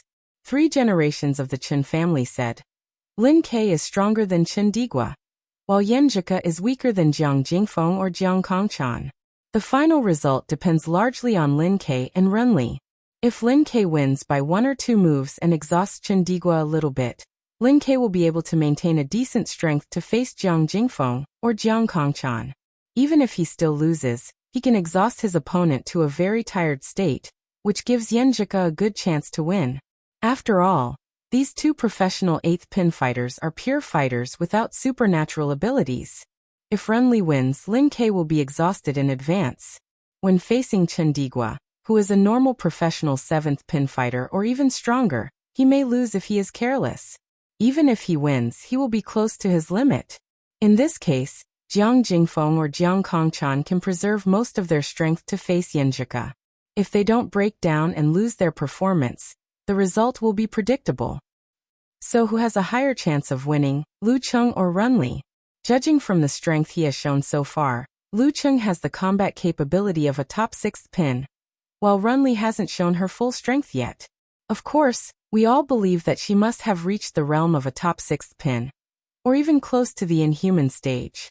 From this point of view, they are almost the same. But on the other hand, Renli knows her enemy well, while Lu Cheng knows himself well. Therefore, I am cautiously optimistic that Renli will win by a narrow margin, and the capital will enter the final again. All-knowing man in Ganghood didn't post a long Weibo this time, but only a short sentence. Probability of winning, Renli 60%, Lu Cheng 40%. The capital wins. So did superstition is not. He said with conviction. The substitutes of Songqing University are too weak. How can they beat the capital? Good, this toxic healer. Lu Cheng laughed. When he was about to click on the comments, Yenjika forwarded an interview video to him. Look, Renli's post-match interview. Well, Lu Cheng buffered the data and watched it carefully. In the video, Renli stood in front of the reporters like a doll with her hair tied in a half bun. She was of medium height, neither tall nor short. Today we still have 3 questions, but they are not related to this match. The reporter was obviously familiar with Renli, so he said with a smile. Okay. Renli nodded slightly. First, we are actually very curious. You are not like Peng Liyun, who has an unusual interest in physics. Why do you still want to enter a university instead of accepting the arrangement of Kongtong School and participating in professional competitions step by step? The reporter asked with great interest. Renli opened her mouth slightly and said with her eyes looking up, My parents are both professors in the university. If I don't study for an undergraduate degree, I feel that I am illiterate. There will be a generation gap between them. And the more knowledge I have, the more I can comprehend martial arts by analogy. So you are from a scholarly family, the reporter praised. Second question. I heard that you are usually very muddle-headed, especially road blindness. Has it reached the terminal stage of a terminal illness? Renli unconsciously pouted her mouth and answered with a slight grievance. They say that I am always in the state of who am I, where am I, what am I doing? I think so. A person's energy is limited. He can only concentrate on 2 or 3 things. As for the rest, just let it be. Haha, why do I feel that your answer is very weak? The reporter laughed. Third, what do you think of the match between you and Lu Cheng? Who has a higher chance of winning? In terms of strength, it's 50-50. Let's see who can perform better on the spot. Renli answered sincerely. The reporter shook her head. No, you haven't revealed your trump card in this national competition. Just from this point alone, you have an advantage. Renli looked at her helplessly as if to say, Hey, don't expose me. In the video of the interview, the bullet screen was filled with comments such as, Wow, so cute. You're so cute. Renli, I'll always support you. Support you. Beat Lu Cheng. Lu Cheng was annoyed and amused at the same time. He was looking forward to the semifinals. Of course, before that, there was one more thing to do. That was to watch the match between Peng Liyun and En Chaoyang, and see the true level of the former.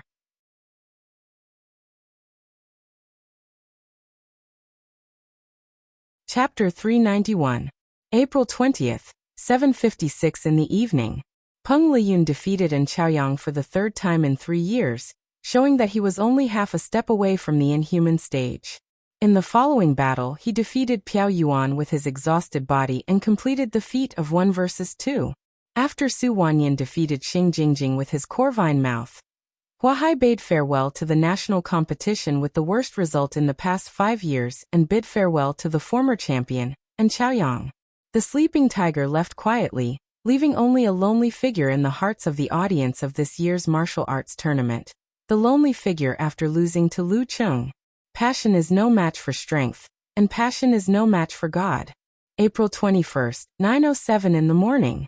A portal released an exclusive interview with Huahai University Martial Arts Club, in which Piao Yuan and An Chaoyang described in detail the characteristics of Lu Cheng's newly mastered simplified physical invulnerability, suspecting that it was the internal explosion punch of the fire sect.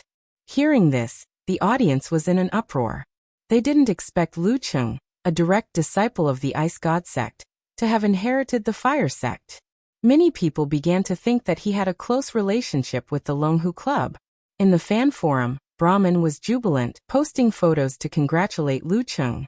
Her cute and tender appearance attracted many strange uncles and aunts.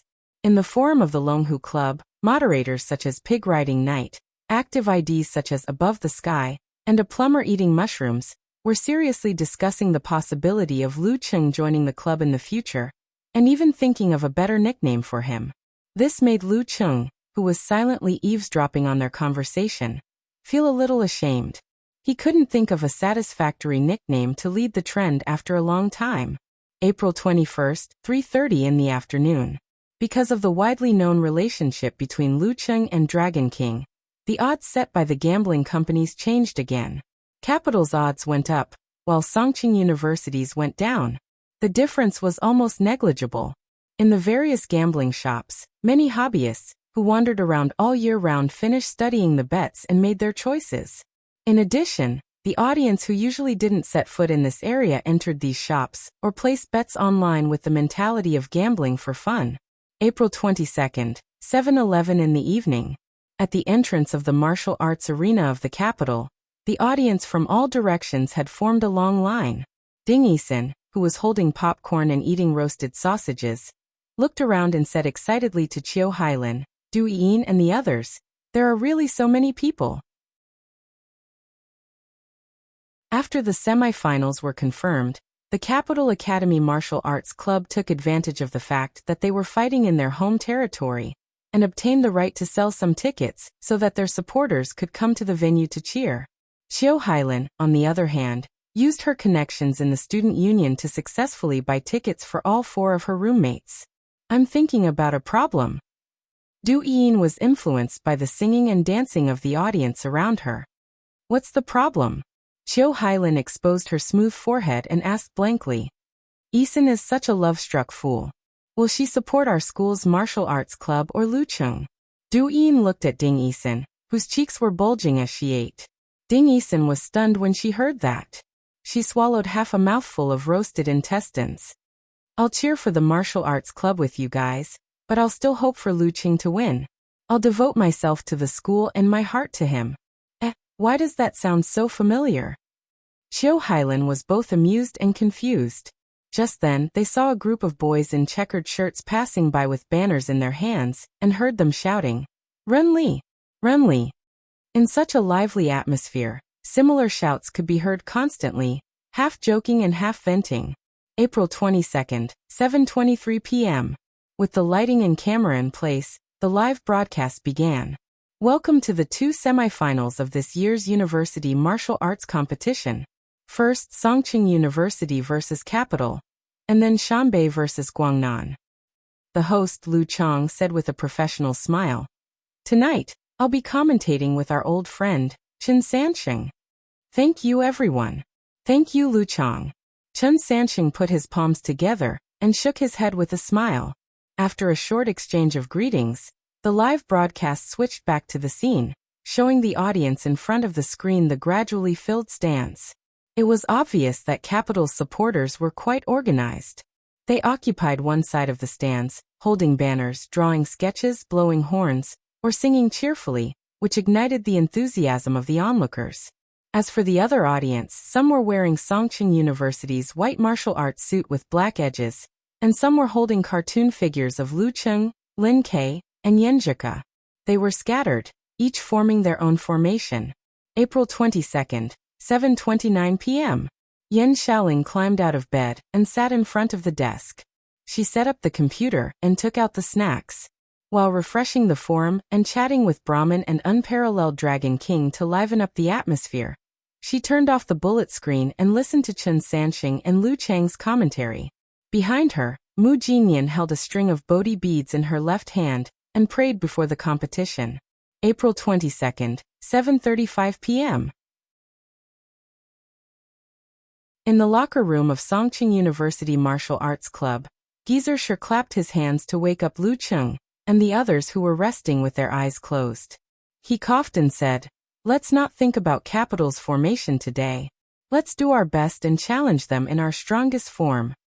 Lu Cheng Lin Ke, Yenjika, from strong to weak, form a long spear charging momentum. Fight one by one until you run out of ammunition and food. If Capital doesn't have Renli first, then you should try to beat Chindigua and the others quickly and seize the opportunity.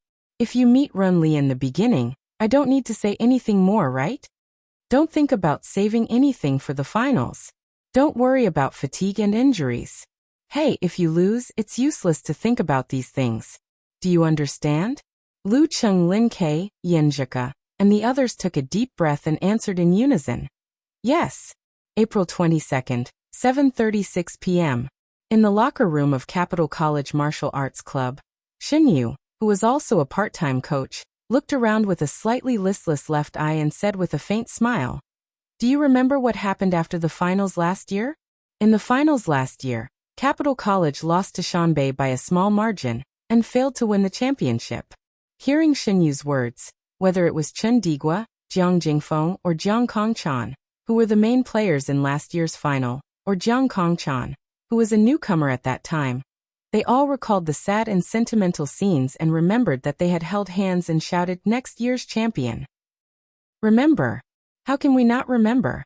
We are the team that is destined to win the championship this year. Chen Digua clenched his fists and shook them. After the final match, I will go to Peng Liyun and the others as the winner and pretentiously say my favorite quote from the novel. "Pain is my friend. Please allow me to introduce it to you." Xinyu smiled and nodded. She stood up and said, "It's good that you still remember. Our goal is to win the championship, and from now on, we will meet the two strongest opponents. There is no room for any slack or contempt. We have walked for a year and finally come here again. Now we can't walk like before. We have to sprint, sprint, sprint." Chen Digua and Jiang Kongchan's fighting spirit was completely ignited. Renli also put away her usual absent-mindedness and joined them, shouting out all the pent-up emotions in her heart. April 22nd, 7:40 p.m. In the locker rooms of both sides, Lu Cheng and the others once again formed a circle, half bent down, one hand on the shoulder of the person next to them, and the other hand in the center, overlapping each other. Renli, Chen Digua and Jiang Kongchan stretched out their fists and touched each other in the air. Victory! Lu Cheng, Kai Zongming and the others shouted crazily. Sprint! The main force and substitutes of Capital College Martial Arts Club shouted together and bumped fists. Clang! The doors of both locker rooms were opened at the same time, and the outside light shone in with the rolling sound waves. April 22nd, 7:41 p.m. When the referee stepped into the ring, the announcer of the martial arts arena said in a hoarse voice, "The roster of Capital College Martial Arts Club is arranged in order. Renli, Chen Digua, Jiang Kongchan." In the burst of cheers he continued to announce, "The roster of Songqing University Martial Arts Club is Lu Cheng, Lin Ke Yinjika." Before his voice died away, the whole arena boiled up, excluding all the noise. It was definitely over 125 decibels. There was no need for anyone to say anything. Everyone was very clear about what the first battle was. April 22nd, 7:45 p.m. The semi-final match between Capital College Martial Arts Club and Songqing University Martial Arts Club officially began. The first round, Renli vs. Lu Cheng.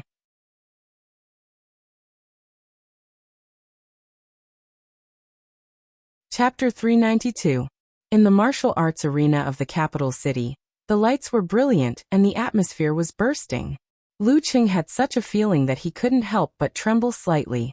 Seeing the referee waving to both sides and the electronic clock saying 43 minutes, he slowly stood up, took off his thin coat, and looked at his girlfriend beside him, wondering how she would cheer for him this time. At this moment, Yenjika also stood up, clenched her white fist, shook it a few times and shouted softly, "Lu Chung! Lu Chung! Come on, Lu Chung!" The familiar voice, familiar tone, and familiar words made Lu Chung feel like he was in a trance. He felt like he was going back in time, and he especially cherished the beauty and hardships of this journey. This was the first cheer he had received in the first few challenge tournaments in his life. At that time, he didn't expect to participate in the semifinals of the National Martial Arts competition in the second semester of his sophomore year, and compete with Ren Li, the heavenly son of the age, on such a high-level stage. Since joining the martial arts club, it had taken him 1 year and 7 months. Step by step he had finally reached this point. He had reached the threshold of the finals.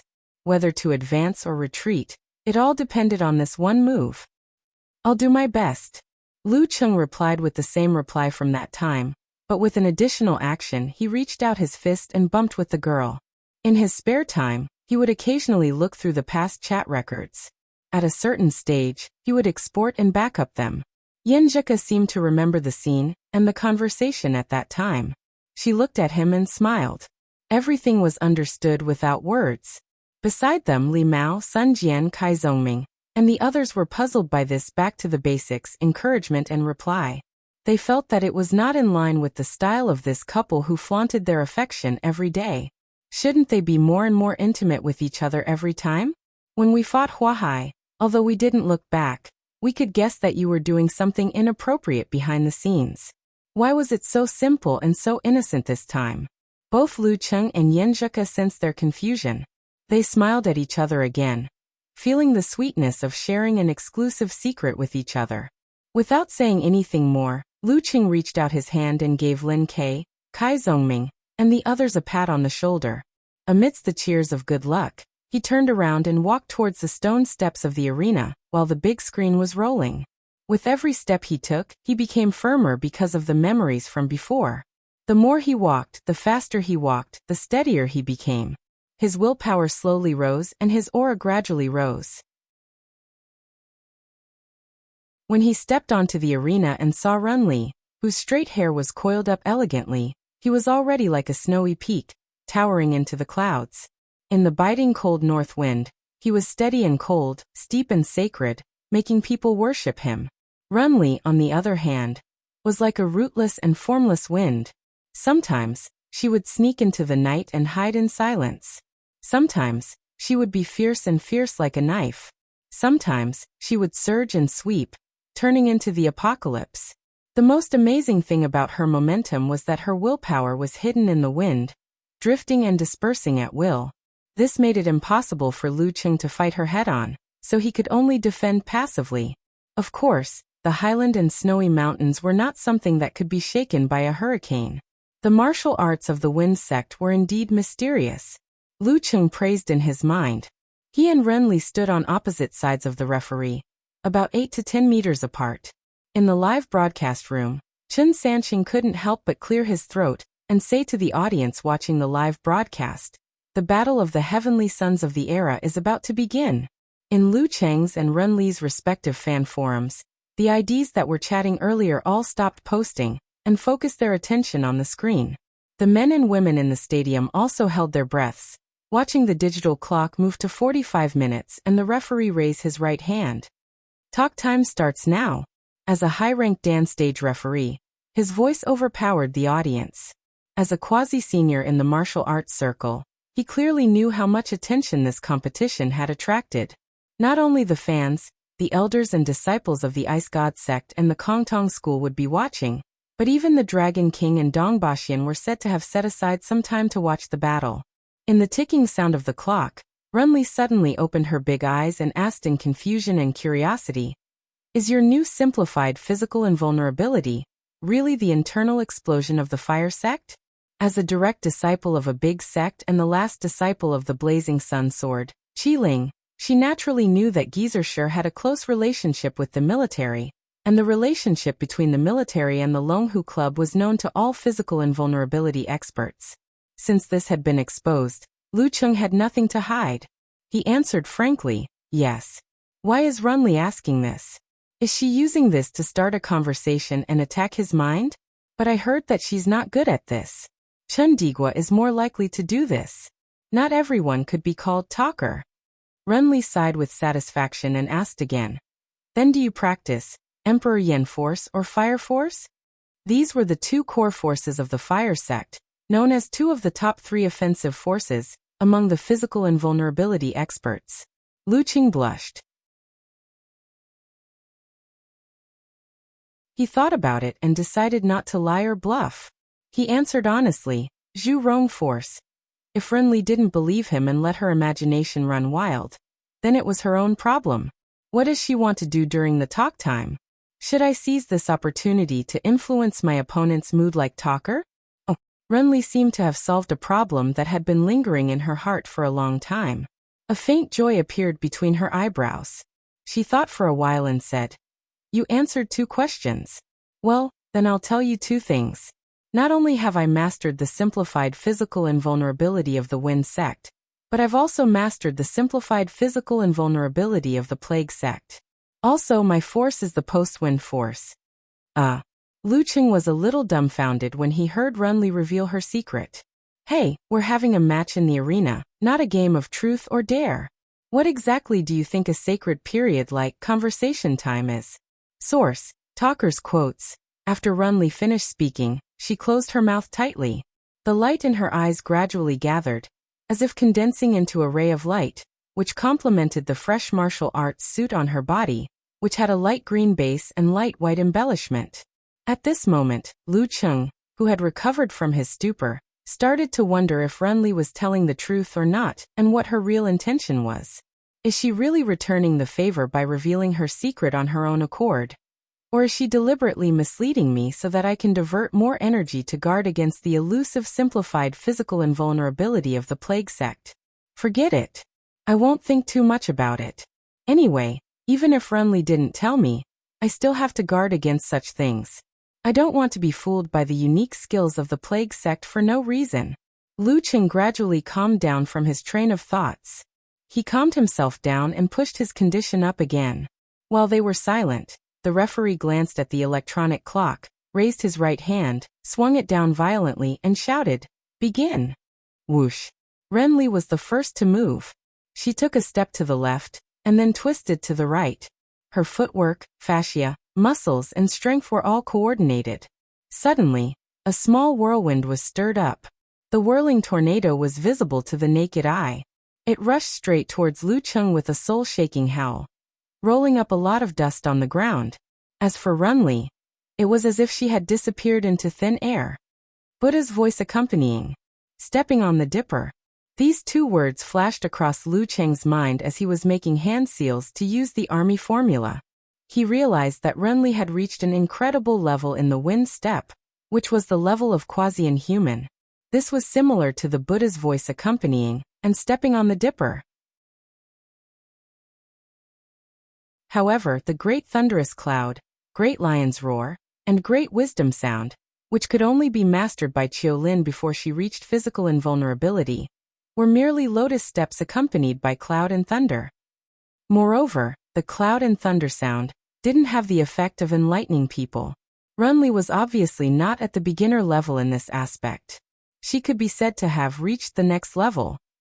If Qiolin was used as a comparison, her lotus steps accompanied by cloud and thunder was close to the highest level, surrounded by strong winds as if they were protecting her. The sound of the wind was so loud that even the deaf could hear it. This was not only a footwork, but also a sound skill. Lu Qing heard a hair-raising howl in his ears, as if the devil was about to come. In front of him was the whirling tornado. He quickly changed his hand seals and outlined a new ancient word in his mind. He said in a low voice, Forwarding. The forwarding formula suppressed all devils.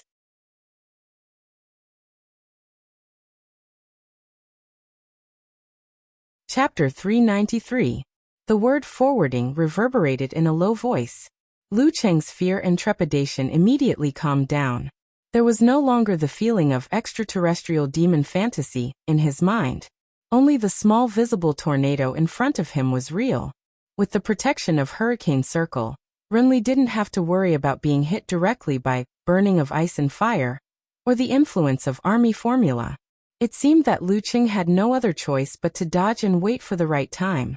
However, the battle of momentum was still going on. If he was forced to retreat at the beginning of the battle, he would inevitably fall into a disadvantage mentally, which would have a certain adverse effect on the following battles. When it came to the moment when victory was decided by a hair's breadth, this might be the key factor. A thought flashed through Lu Cheng's mind. Instead of retreating, he took half a step forward, swung his right arm, and threw a punch at the roaring mini-tornado. Boom! The fist hit the void, the airflow expanded, and the flames rose and rolled out, colliding with the tornado. The most basic application of the power of blaze, bursting punch. Whoosh! The sound of the wind suddenly grew louder. The flames and the whirlwind collapsed and scattered in all directions. At this moment, a figure leaped out from the disintegrated wind vortex. He made a small arc and leaned forward to attack Lu Qing from the side. Lu Qing had anticipated this. He tightened his thighs and kicked out with his left foot, making a crisp sound out of nowhere. Renly sensed it before she got close. She bent down again and opened her right fist, turning it into a palm knife. She fiercely chopped at the bone above Lu Cheng's ankle, blocking and attacking at the same time. Bam! Lu Qing felt a pain in his calf, as if he had suffered a little hard injury. He couldn't help but throw it back and retract it. Renly's palm knife bounced up and crossed with her left palm, leaving only a thin gap as thick as an A4 paper in the middle. Bam! She twisted her waist and bones, and her strength surged. Then she crossed her palms, stirring up a wind blade as thin as a cicada's wing and flying out. With a whoosh, Lu Cheng's absolute reaction made his scalp numb. He lowered his head without thinking. Whoosh! The sharp wind blew, and a tuft of his short hair fell down. The cut was neat and smooth. The 18th move of Wind Sect, Cold Wind. As soon as he lowered his head, Lu Qing moved. He swung his left hand forward, shook his wrist, and hooked it, sending out a ray of white light that moved close to the ground. He was using offense as defense, not giving Renly any chance to take advantage of his opening to attack. He also took advantage of the situation to turn his body sideways, following closely behind with ice flame. One move after another, like a never-ending brutal blizzard. The distance between them was so close that their fists and feet could meet. After Renly threw out the cold wind, she was about to pounce forward when she was attacked by the ice burning. Seeing that she couldn't avoid it, she lifted her thigh and turned her ankle.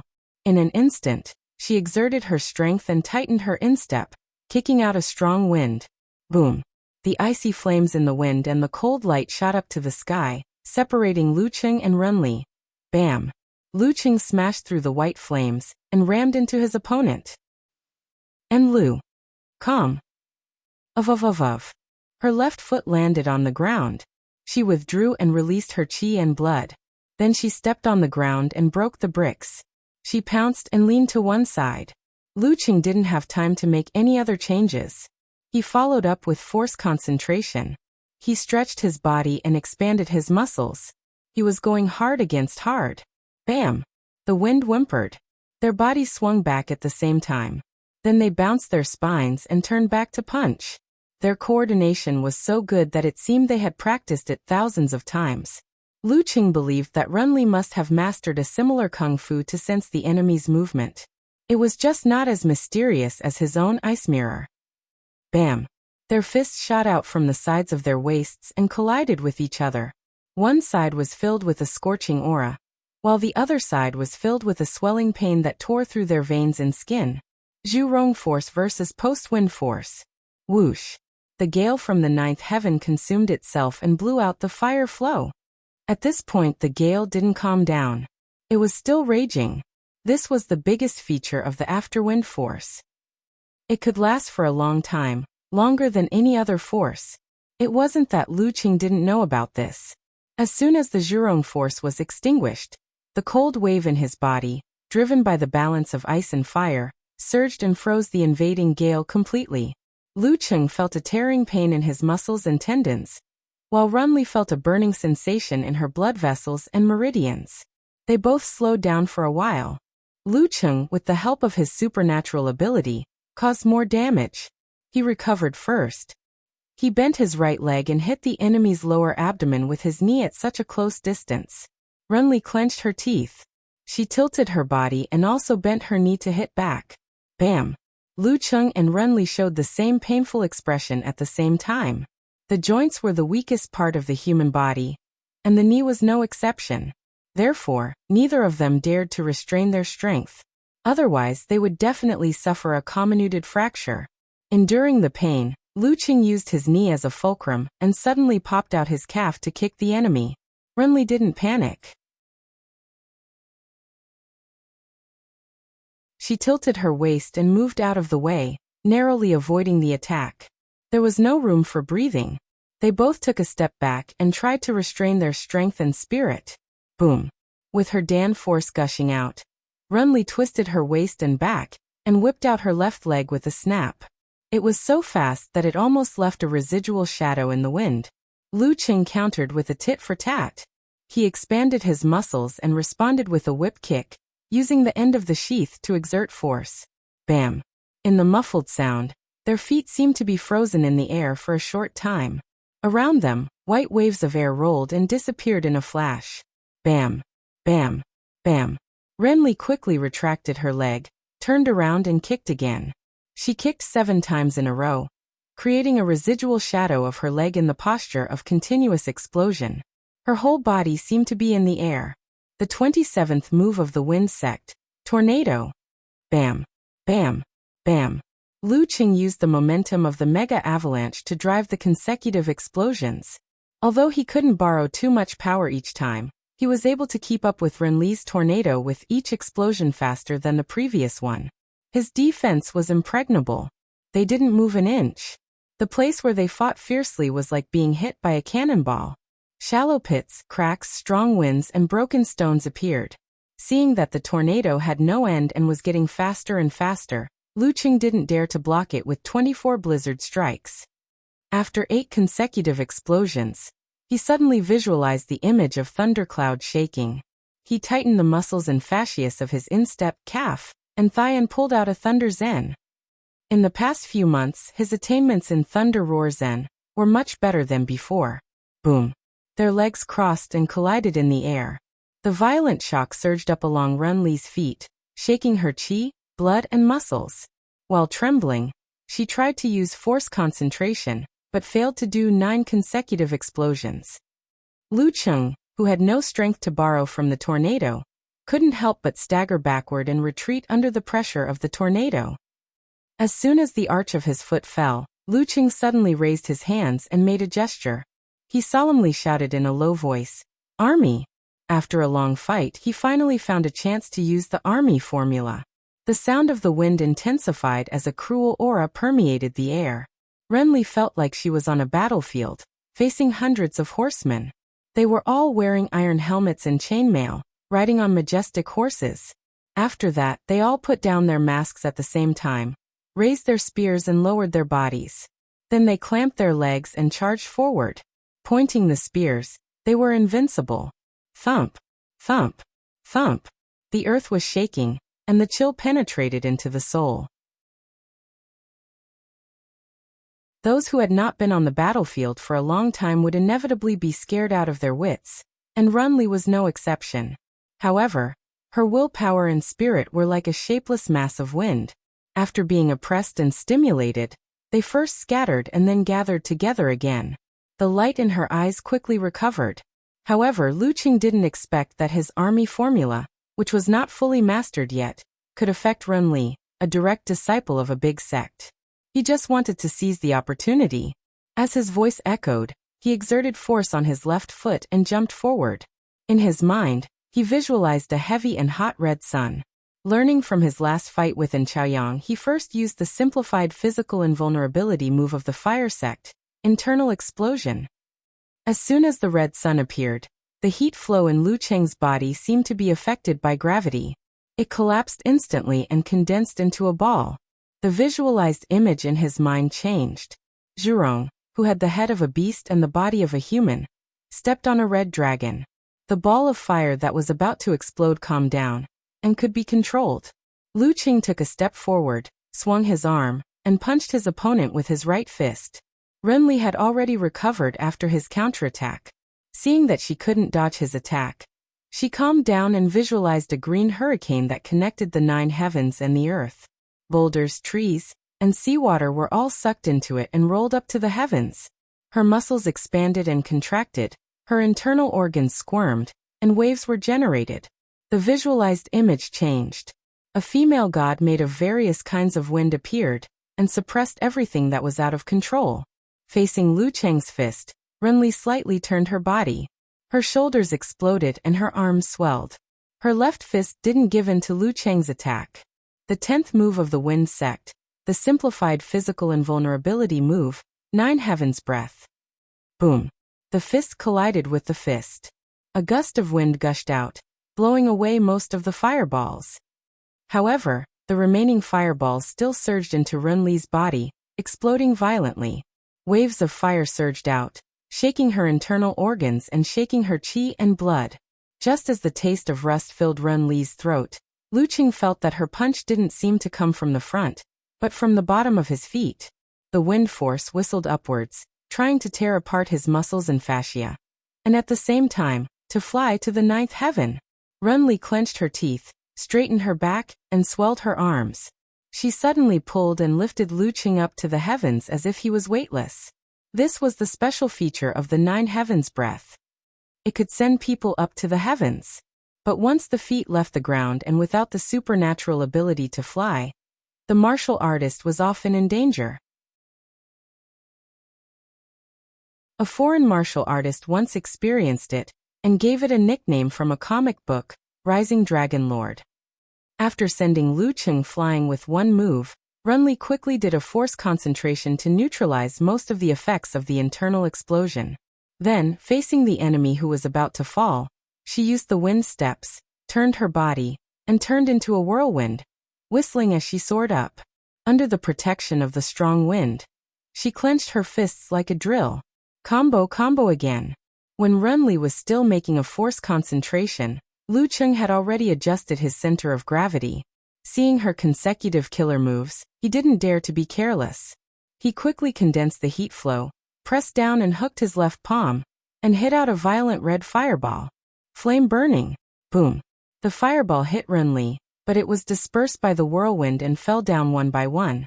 Renli jumped out from the side of the whirlwind, and rose up with Lu Qing at the same speed. Regarding this, Lu Qing secretly thanked his lucky stars. If he hadn't held back just now and directly compressed all of his power of flames and shot it out in an attempt to blast his opponent away, he would have missed and wasted his power. He would have been caught in a difficult situation. Bam! He hooked and shook his right wrist and threw out a crystal-cold light at Renli's face. At the same time, he tightened his left palm and attacked the opponent's lower abdomen. During this process, Lu Qing was falling and Renli's upward momentum had just stopped. Renli's right fist was in front of her neck. Seeing the ice burning coming, she calmly opened her fist and threw it into the air. Bam! With a crisp sound, a strong wind blew and detonated the cold light in advance. As for Lu Cheng's left hook, she just stretched her palm and caught it steadily. Then Renli took a breath and her body expanded. Her falling momentum suddenly slowed down, as if there was a parachute on her back or a wind supporting her. One was falling fast, the other was falling slowly. Lu Qing and Renli's positions quickly changed. Bam! Renli spat out the turbid air, and regained her falling speed. She kicked out her left foot fiercely, aiming at Lu Cheng's head with an overbearing momentum. Lu Qing raised his right arm, and took the initiative to block the attack, while maintaining the state of heart like ice mirror. Bam! Renli took advantage of the falling momentum and kicked Lu Cheng's arm away. Then she took advantage of the rebounding momentum, and pulled out her right leg. She attacked continuously without any gaps. If one kick was not enough, then another. Lu Qing raised his left arm again, and barely blocked the kick. Renli wanted to take advantage of the fact that his stance was completely broken to kick again, but she kicked empty air. After being kicked twice in a row, Lu Cheng's falling speed increased. He broke away from contact and hit the ground. Thump! As soon as he landed on the ground, Lu Cheng took a step back to neutralize the momentum of his fall. Just as he steadied himself, Runli stepped onto the arena again. She took a step to the left and then spun to the right. Using the wind steps, she created a small tornado and blew out a whooshing sound that went straight into the hearts of people. In the sound that shook the spirit, Lu Cheng's ice mirror collapsed and his head was dizzy. Then he held on with a steady and tenacious will.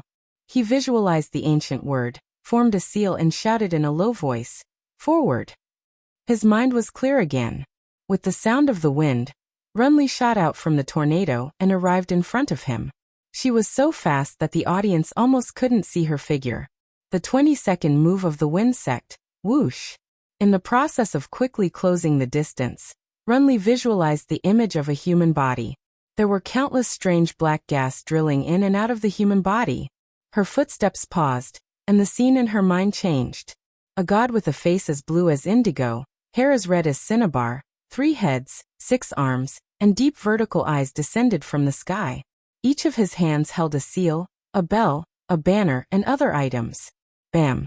The moment the god in her mind shook the flag and the bell rang, Runli shook her right arm and punched down diagonally. The simplified physical invulnerability move of the plague sect, sickness. With the help of the forwarding formula, Lu Cheng wasn't affected by the sound skill of wind step for long. When Runli approached him, he was already fully awake. Seeing that he might be hit even if he dodged, he decided to visualize the giant red sun and fire god Zhurong again. He answered Runli's attack with internal explosion. Even if you're close to the inhuman stage, and have the simplified physical invulnerability, move to neutralize the power of internal explosion. 3 moves won't hurt you badly, but it will cause you serious internal injuries and weaken your strength rapidly. This is the second time. Bam! Lu Cheng suddenly felt empty and weak. He felt stuffy in his chest and short of breath. His limbs were weak, as if he was suffering from a serious illness. Runli took a step back. Streaks of blood appeared in her sparkling eyes. Her internal organs were tumbling and her head was swelling. She felt like vomiting. She couldn't give him a chance to neutralize the sickness with force concentration. Runli clenched her teeth and endured the discomfort in her body. She rushed forward and swung her arm at the enemy's head. Lu Cheng was weak and couldn't exert his strength. He barely managed to raise his arm to block. Bam! He was forced to take a step back and stagger. Runli, facing the golden stars that appeared in front of her, swung her waist and kicked out her left leg quickly. In the midst of the shaking, Lu Cheng simply took advantage of the momentum and leaped backward. He staggered, his footsteps unsteady, and narrowly avoided the kick. Runli wanted to seize the opportunity to take down her opponent, but the tumbling of her internal organs and qi made her feel dizzy. She couldn't move in time. She had to take a deep breath and return her qi, blood, force, spirit, and the effects of internal explosion to her dantian. Seeing this, Lu Cheng hurriedly controlled his spirit with his will and forced himself to do force concentration. His sickness was contained in the ice and fire. Since the beginning of the battle, this was the first time that the battle between the two had slowed down. Wonderful. In the live broadcast room, Chun Sansheng wanted to express his feelings with vulgarities. This is King Wonderful. In this battle, the situation of victory and defeat was constantly changing. Sometimes it was Runli, and sometimes it was Lu Cheng. Both of them had been trying to seize the initiative. Throughout the whole battle, there was not a single place to be pissed. The onlookers didn't even dare to take a sip of water for fear that they would miss a crucial moment in the blink of an eye. If the battle just now was divided into segments, everyone would realize that they were fighting fiercely in a state of life and death. This state lasted for a very long time, and only now was it considered to have eased up. If it were most of the rank SIXS, they would have collapsed under this kind of oppressive and aggressive fighting style long ago, but they actually both persevered. They are indeed the heavenly sons of the era. What else can I say? An interesting emoji popped up in Chen Sansheng's mind. As for the live audience, Their cheers and shouts at the beginning gradually turned into silence. It wasn't until Lu Cheng and Renli were separated for a short while that the audience woke up from their daze and started cheering loudly and madly. Great! Awesome! Yen Zhika, who had been staring at the ring, loosened her clenched fists, relieved the pain of biting her lower lip, and recovered a little from the intense feeling of breathlessness. At this moment, she focused her eyes again. Lu Cheng and Renli didn't want to miss the opportunity of each other's weakness. After each forced concentration, they immediately rushed forward and closed in on each other fiercely.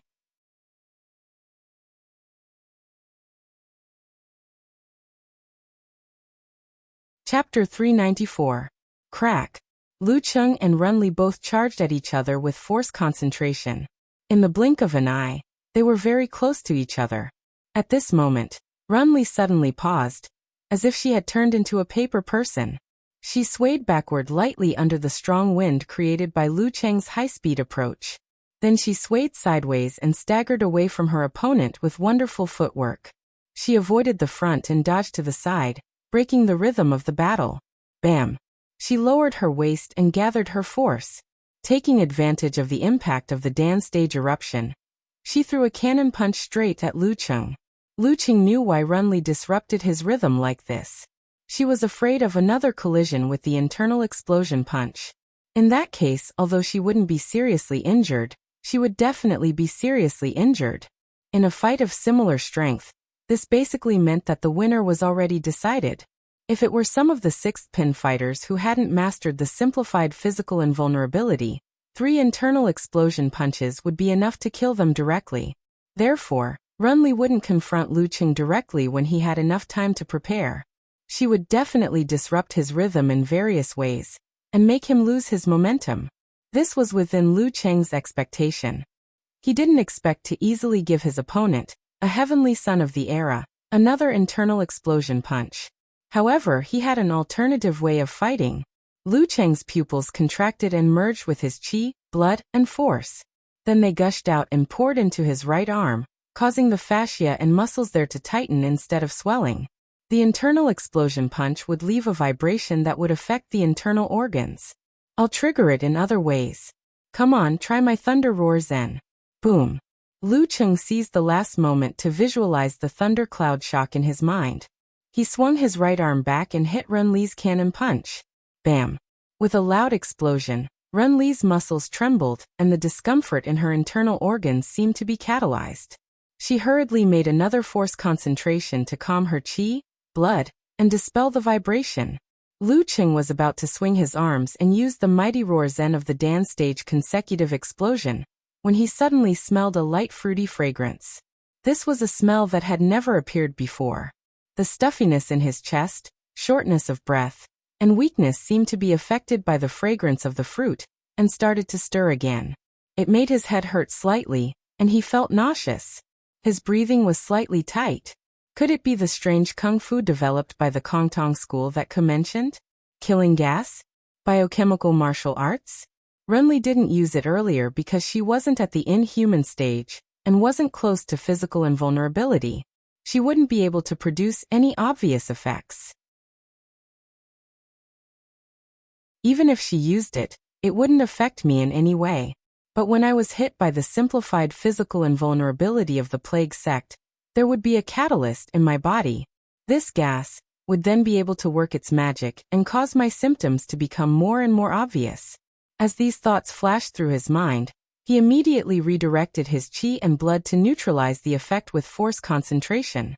Then he held his breath, turned right, and swung his left arm at Renli as if he was holding a sledgehammer. The force in Renli's dantian gushed out, and her arms swelled. Her left fist slanted upwards and blocked another thunder roar zen. Bam! Her body jumped slightly uncontrollably, and her qi and blood started to roll again. This time it was stronger than before. The fruit fragrance within a 1-meter radius became more obvious as their fists collided. The speed at which it condensed inward was faster than the speed at which it spread outward. Lu Cheng held his breath, did Dan concentration, and used Thunder Roar Zen. He wanted to completely trigger the internal explosion in Renli's body before his symptoms affected the fight. He had also learned some new moves of the Ice Sect, but at this moment, The most effective one was Thunder Roar Zen. A martial artist couldn't always give up what was near and seek what was far away just to catch his opponent off guard. Otherwise, he would make a big mistake. In a word, the most essential principle of a martial arts fight was to defeat the enemy with the most suitable move at the most appropriate time. Run Li used force concentration again and again to neutralize and restrain the discomfort in her body. She also used the explosion to throw punches and used the hidden fragrance. She wanted to break down Lu Cheng's combat power and win the fight before the vibration in her body was completely detonated. This was the most effective way she could see at the moment. Triple explosion, quadruple explosion, quintuple explosion. Lu Cheng clenched his teeth and didn't breathe. He swung his arms and used Thunder Roar Zen frequently. He was like a blacksmith who was swinging a sledgehammer to hit the sword in front of him with bulging muscles. Once, twice, thrice, 4 times. He opened his eyes angrily. He endured the constriction of his pupils, the tightness in his chest, and the gradual weakness in his body, and punched out again and again. Bam, bam, bam. Run Li didn't retreat half a step. She also used force concentration to suppress her churning qi and blood and trembling internal organs. Her fine blood vessels were broken one by one. Her white skin showed a faint red color, and her eyes were bloodshot. The taste of rust in her throat and the blood in her gums complemented each other. No. Lu Cheng should have reached his limit. He should have been short of breath and weak. There should be obvious signs. Sextuple explosion, septuple explosion, octuple explosion. Ren Li saw that Lu Cheng in front of her was full of vigor and fighting spirit. He was tough as if he had walked on the edge of life and death. She couldn't see his real condition. No. I can't fight to the death like this. Ren Li's vigor was suppressed. A thought flashed through her mind. She wanted to change her way of fighting. After another force concentration, she leaned forward with her back and raised her right leg. With a ferocious kick, she forced Lu Cheng to retreat and found an opening. Then, she shrank back and quickly adjusted her breathing. Using the Dan concentration, she tried her best to calm the discomfort in her body. In such a fierce battle and such a high-intensity collision, Lu Cheng had long been unable to hold his breath. After taking a few breaths of the fruit fragrance, his head began to ache and dizziness. His chest was so tight that he couldn't breathe properly. His body was exhausted. Seeing that Run Li retreated, he quickly withdrew his qi and blood and rushed to the side with a crack. He rushed out of the place where he had been standing and breathed in the fresh air. If he didn't slow down, he wouldn't be able to hold on. Seeing this, Run Li was a little annoyed. She didn't expect Lu Cheng to be at the edge of his limit. She could still hold on for 3 or 4 tremor punches. In the seats of the Songqing University Martial Arts Club, Yanjika vaguely understood what was going on after witnessing her boyfriend's thirst for air. Her heart was in a mess. She was worried, praying, and a little proud at the same time. Cheng had forced Run Li to use that move? This was probably her trump card to deal with Peng Liyun. At this moment, Lu Cheng, who had recovered a little, didn't think about anything else. He made a gesture with his hands and outlined the ancient characters in his mind. He shouted in a low voice, "Okay." He jumped out and rushed to Run Li. His heart was filled with a strong fighting spirit. Don't be a coward. Just do it. Life and death were nothing. Just do it. Lu Cheng gathered his qi and blood and immediately spurted out the residual fragrance. He pulled back his arm and moved forward, fiercely striking with tremor Zen again.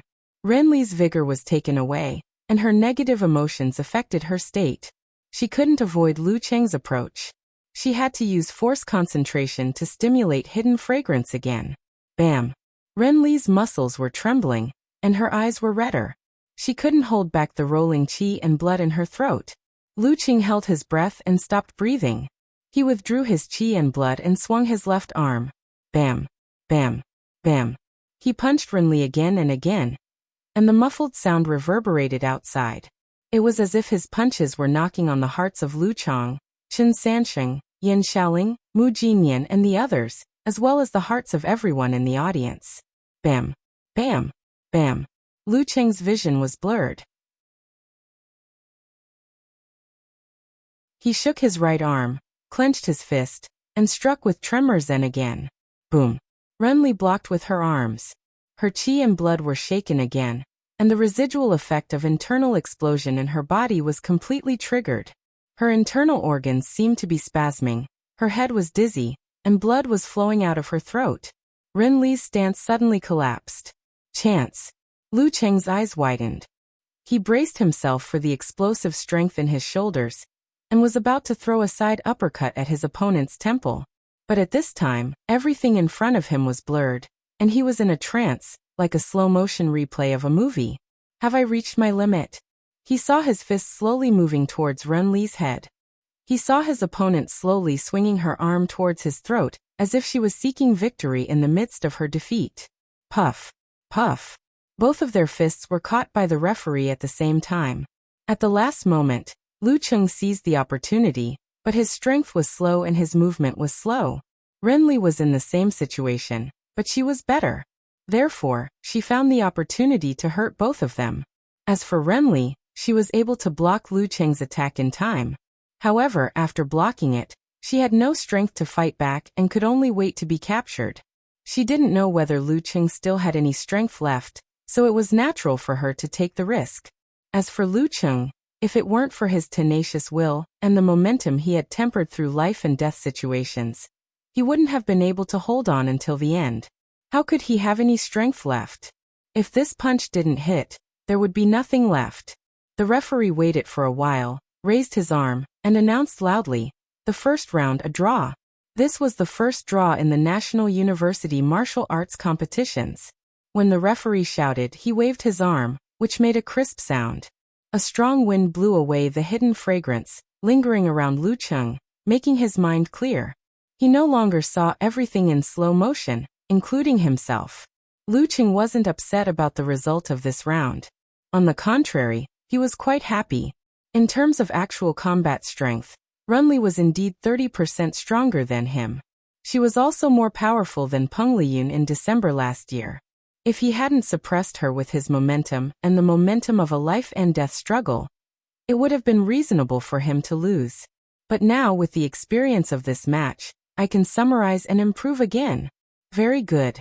I've made great progress compared to the last Heavenly Son of the Age battle. I won't lose face again.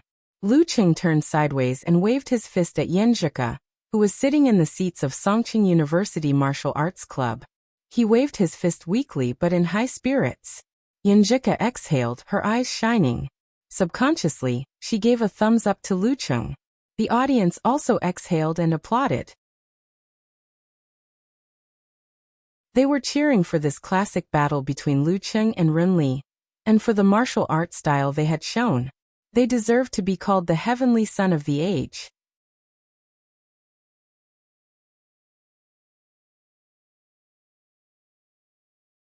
Chapter 395.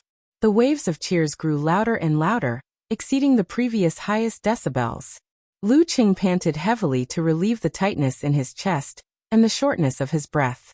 He felt his muscles spasming slightly and was obviously lacking in strength. After more than 10 seconds, he managed to recover. His head was no longer in a daze, and he could focus on force concentration. Lu Cheng's muscles swelled and his chest wriggled. He opened his throat and spat out a mouthful of unpleasant breath. Then he felt alive again. Even so, he was still weak and short of breath, which required the vigorous metabolism of a strong body to slowly relieve. It was not something that could be done in a short time. Sure enough, I don't have the strength to fight anymore. The last 2 or 3 moves were really squeezed out by my willpower. Lu Cheng's eyes became serious again. He saluted Renly and said, "Thank you for letting me win." Renly had also made a force concentration with great difficulty and calmed down a little. She returned the salute, and was about to speak when she suddenly covered her mouth with her hand, and spat out a mouthful of bright red blood. She also felt that a few of her teeth were loosening under the vibration, and were about to fall off. For mighty ones of Dan's stage, they were full of vigor and vitality. Even if their teeth were knocked off, they could grow back after a while. It was equivalent to changing teeth, so it was not a serious injury. I have to do silent meditation for a few days. Renly pursed her lips and said no more. She turned around and walked towards the stone stairs. Her leg muscles were still trembling and twitching. Her steps were quite light and her body was shaking. Xinyu, Jiang Kongchan and the others immediately rushed over to support her. Lu Cheng was the same. On the way back he felt his calves and stomach jumping with every step. He was a little out of breath and had to take deep breaths. Yan Jika and Kai Zhongming quickly came up and supported him in a flurry. Awesome! You actually tied. Kai Zhongming gave him a thumbs up with his free hand. Are you praising me, or mocking me? Lu Cheng asked with a smile. He was actually stuttering when he spoke, which showed that he was not in good condition. Kai Zhongming laughed. Of course I'm praising you. I don't know how many gamblers want to go to the rooftop. No, the rooftop is full of people. The corpses below are piled up to the edge of the rooftop. Most people were betting on who would win or lose. I don't have a choice. Actually, Renli has a higher chance of winning. I forced a draw. Lu Cheng admitted frankly that he was slightly inferior to Renli. Before he could finish his words, Yan Jika, who was on the other side, interrupted him with both anger and concern. Stop talking. It's so strenuous. Should we go to the emergency room? No need. Phew, it's much better than before. I'll be back to normal in a few minutes. After being yelled at, Lu Cheng smiled even more happily. Because it was a draw, there was no need to hurry up and not give the opponent a chance to recover. The referee signaled Lin Ke and Chin Digua to wait for a while, and then called the staff to clean up the ring. Taking advantage of this gap, Lu Cheng, who was in the live stream, lamented in amusement. I didn't expect it to be a draw. That's rare. Isn't it very difficult for the referee to make such a decision? I think it's not a problem to fool a layman like me with the last punch. Chen Sanqing laughed and said, the referee should have considered that both of them would be injured, so it's not a big problem for him to call it a draw. Renli and Lu Cheng have obviously reached their limits. It's not the limit of exhaustion, but the limit of the negative state that makes them unable to continue fighting. In this case, they have a good chance of dodging the opponent's attack by lowering their heads and tilting their necks. Then they just stare at each other and can't make any moves. Haha, you're right. It's obvious that Lu Cheng and Renli's physical condition is getting worse and worse. Lu Cheng said thoughtfully. Renli must have suffered 2 internal explosion punches, which left a residual injury. Then she was hit by Lu Cheng's tremor punch with force concentration, which added up to the shock, which completely triggered the negative status. Her situation is easy to understand, but what about Lu Cheng? Inexplicably, his strength is getting weaker and weaker. Chen Sanqing thought carefully for more than 10 seconds, and then signaled the director to replay a few scenes. Stop. Stop. Right here. See. After Renli retreated, Lu Cheng didn't chase after her. Instead, he rushed to the edge of the side and gasped for breath as if he had been holding his breath for a long time. You mean in the previous round, Lu Cheng didn't breathe much, or he didn't dare to breathe? Lu Cheng asked in horror. Yes, the secret arts of the plague sect are all strange and unpredictable. They can harm people without anyone noticing. Chen Sanqing sighed. I can't tell what kind of kung fu it was, but I can guess what happened to Lu Cheng. He must have been hit by the simplified physical invulnerability of the plague sect when he fought with Renli for the second time, which left some residual effects in his body. Renli definitely wouldn't let go of this chance. She must have kept using the unique skills of the plague sect to strengthen the effect. The unique skills of the plague sect seem to work through the respiratory system. How strange! Lu Cheng echoed in surprise. If so, why didn't Lu Cheng use guerrilla fighting to avoid the area where the smell settled? This is a martial arts competition. It's a fight between 2 people. He can't do whatever he wants. Chen Sanqing shook his head and smiled. Didn't you see? Renli obviously wanted to seize this opportunity to weaken Lu Cheng's combat strength. She kept attacking him with the dance stage, not giving him any chance to escape. From this, we can see that Renli actually has the upper hand during this period. When she feels that she can't hold on anymore and can't see the light at the end of the tunnel, she can take the initiative to force her opponent back and retreat calmly. Lu Cheng can't. If he retreated, the situation would be reversed. Of course, Lu Cheng would have to grit his teeth and seize this opportunity. If he resorted to guerrilla warfare, Renly could take the opportunity to calm down her chi and blood, heal her injuries, and eliminate the wavering on the spiritual level. Based on the strength they had shown before, she would regain the initiative and increase her chances of winning. Although the outcome is still unknown, at least it would be more beneficial to her. Lu Chang was enlightened. So that's why. Lu Cheng's momentum was amazing. He seemed to have no limit. He just wanted to take you down in one breath, even at the cost of his life. No wonder Renly's confidence was shaken, and she took the initiative to retreat. Yeah, at that level they can't accurately grasp each other's physical condition. They rely on their willpower, momentum, and confidence to influence the enemy. In this respect, Lu Qing is indeed better than Renly. He made up for the slight difference in strength. Haha, I'm not saying that Lu Qing is weak. He has only been practicing martial arts for a short time, but he is almost on par with Renly. He lives up to his name as the heavenly son of the age.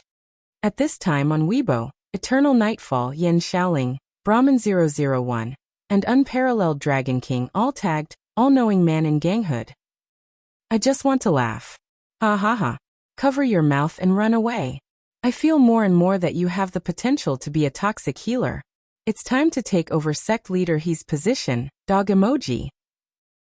After practicing martial arts for a year and a half, he tied with Renly. If this is not the heavenly son of the age, what is? I'm waiting for you to post a long Weibo. Let's see how you are going to pester us. Reading these posts, all-knowing man in ganghood breathed heavily. Suddenly, he grabbed the cup on the table and threw it out with force. Bang! The cup hit the corner of the wall and broke into pieces. Under superstitious thoughts are not. As previous prediction, many people came to watch. I always feel that you have given the capital a good dose of toxic healer this time.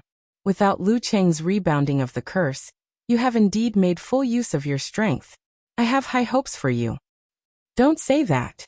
Sect leader he predicted that Songqing University's substitutes were weak and would lose as a whole. Isn't it not time for it to come true? After that, I went to add 100 yuan to Songqing University's win. In the seats of Songqing University Martial Arts Club, Geezer glanced at Lu Cheng and clicked his tongue. Not bad. You can fight to this extent. Let's see how that old devil Qi Ling praises her disciple in front of me. Old devil. Lu Qing recovered a lot. The corner of his mouth twitched and said, Senior Qi should be younger than you, master, right? She looked to be in her early 50s. Younger than me. Geezer sure snorted. But she doesn't behave like an old woman. She even calls herself Sister Qi in front of the younger generation. Isn't it normal for women to behave like this? Lu Qing didn't quite understand his master. He went back to his seat and took a sip of the sedative and brain-invigorating fluid. Senior Qi was a famous beauty in the martial arts circle. She was also very knowledgeable and could draw. The girl lowered her voice and gossiped. Then she complained. Why didn't you care about yourself at all? Why did you have to fight with Renly like that? She knew that Lu Qing must have judged the situation before doing so, but she still couldn't help nagging. Lu Qing took a deep breath and smiled. If I had used other moves or fighting methods, I might have been able to reduce the influence of Renly's unique skill of the plague sect. But it was continuous and couldn't be completely blocked. The weakening speed would slow down, but it would be difficult to completely stop. When I was weakening little by little, I wouldn't have used Thunder Roar Zen to increase the influence of Renly and weaken her as well. Then I wouldn't have been able to turn the situation around.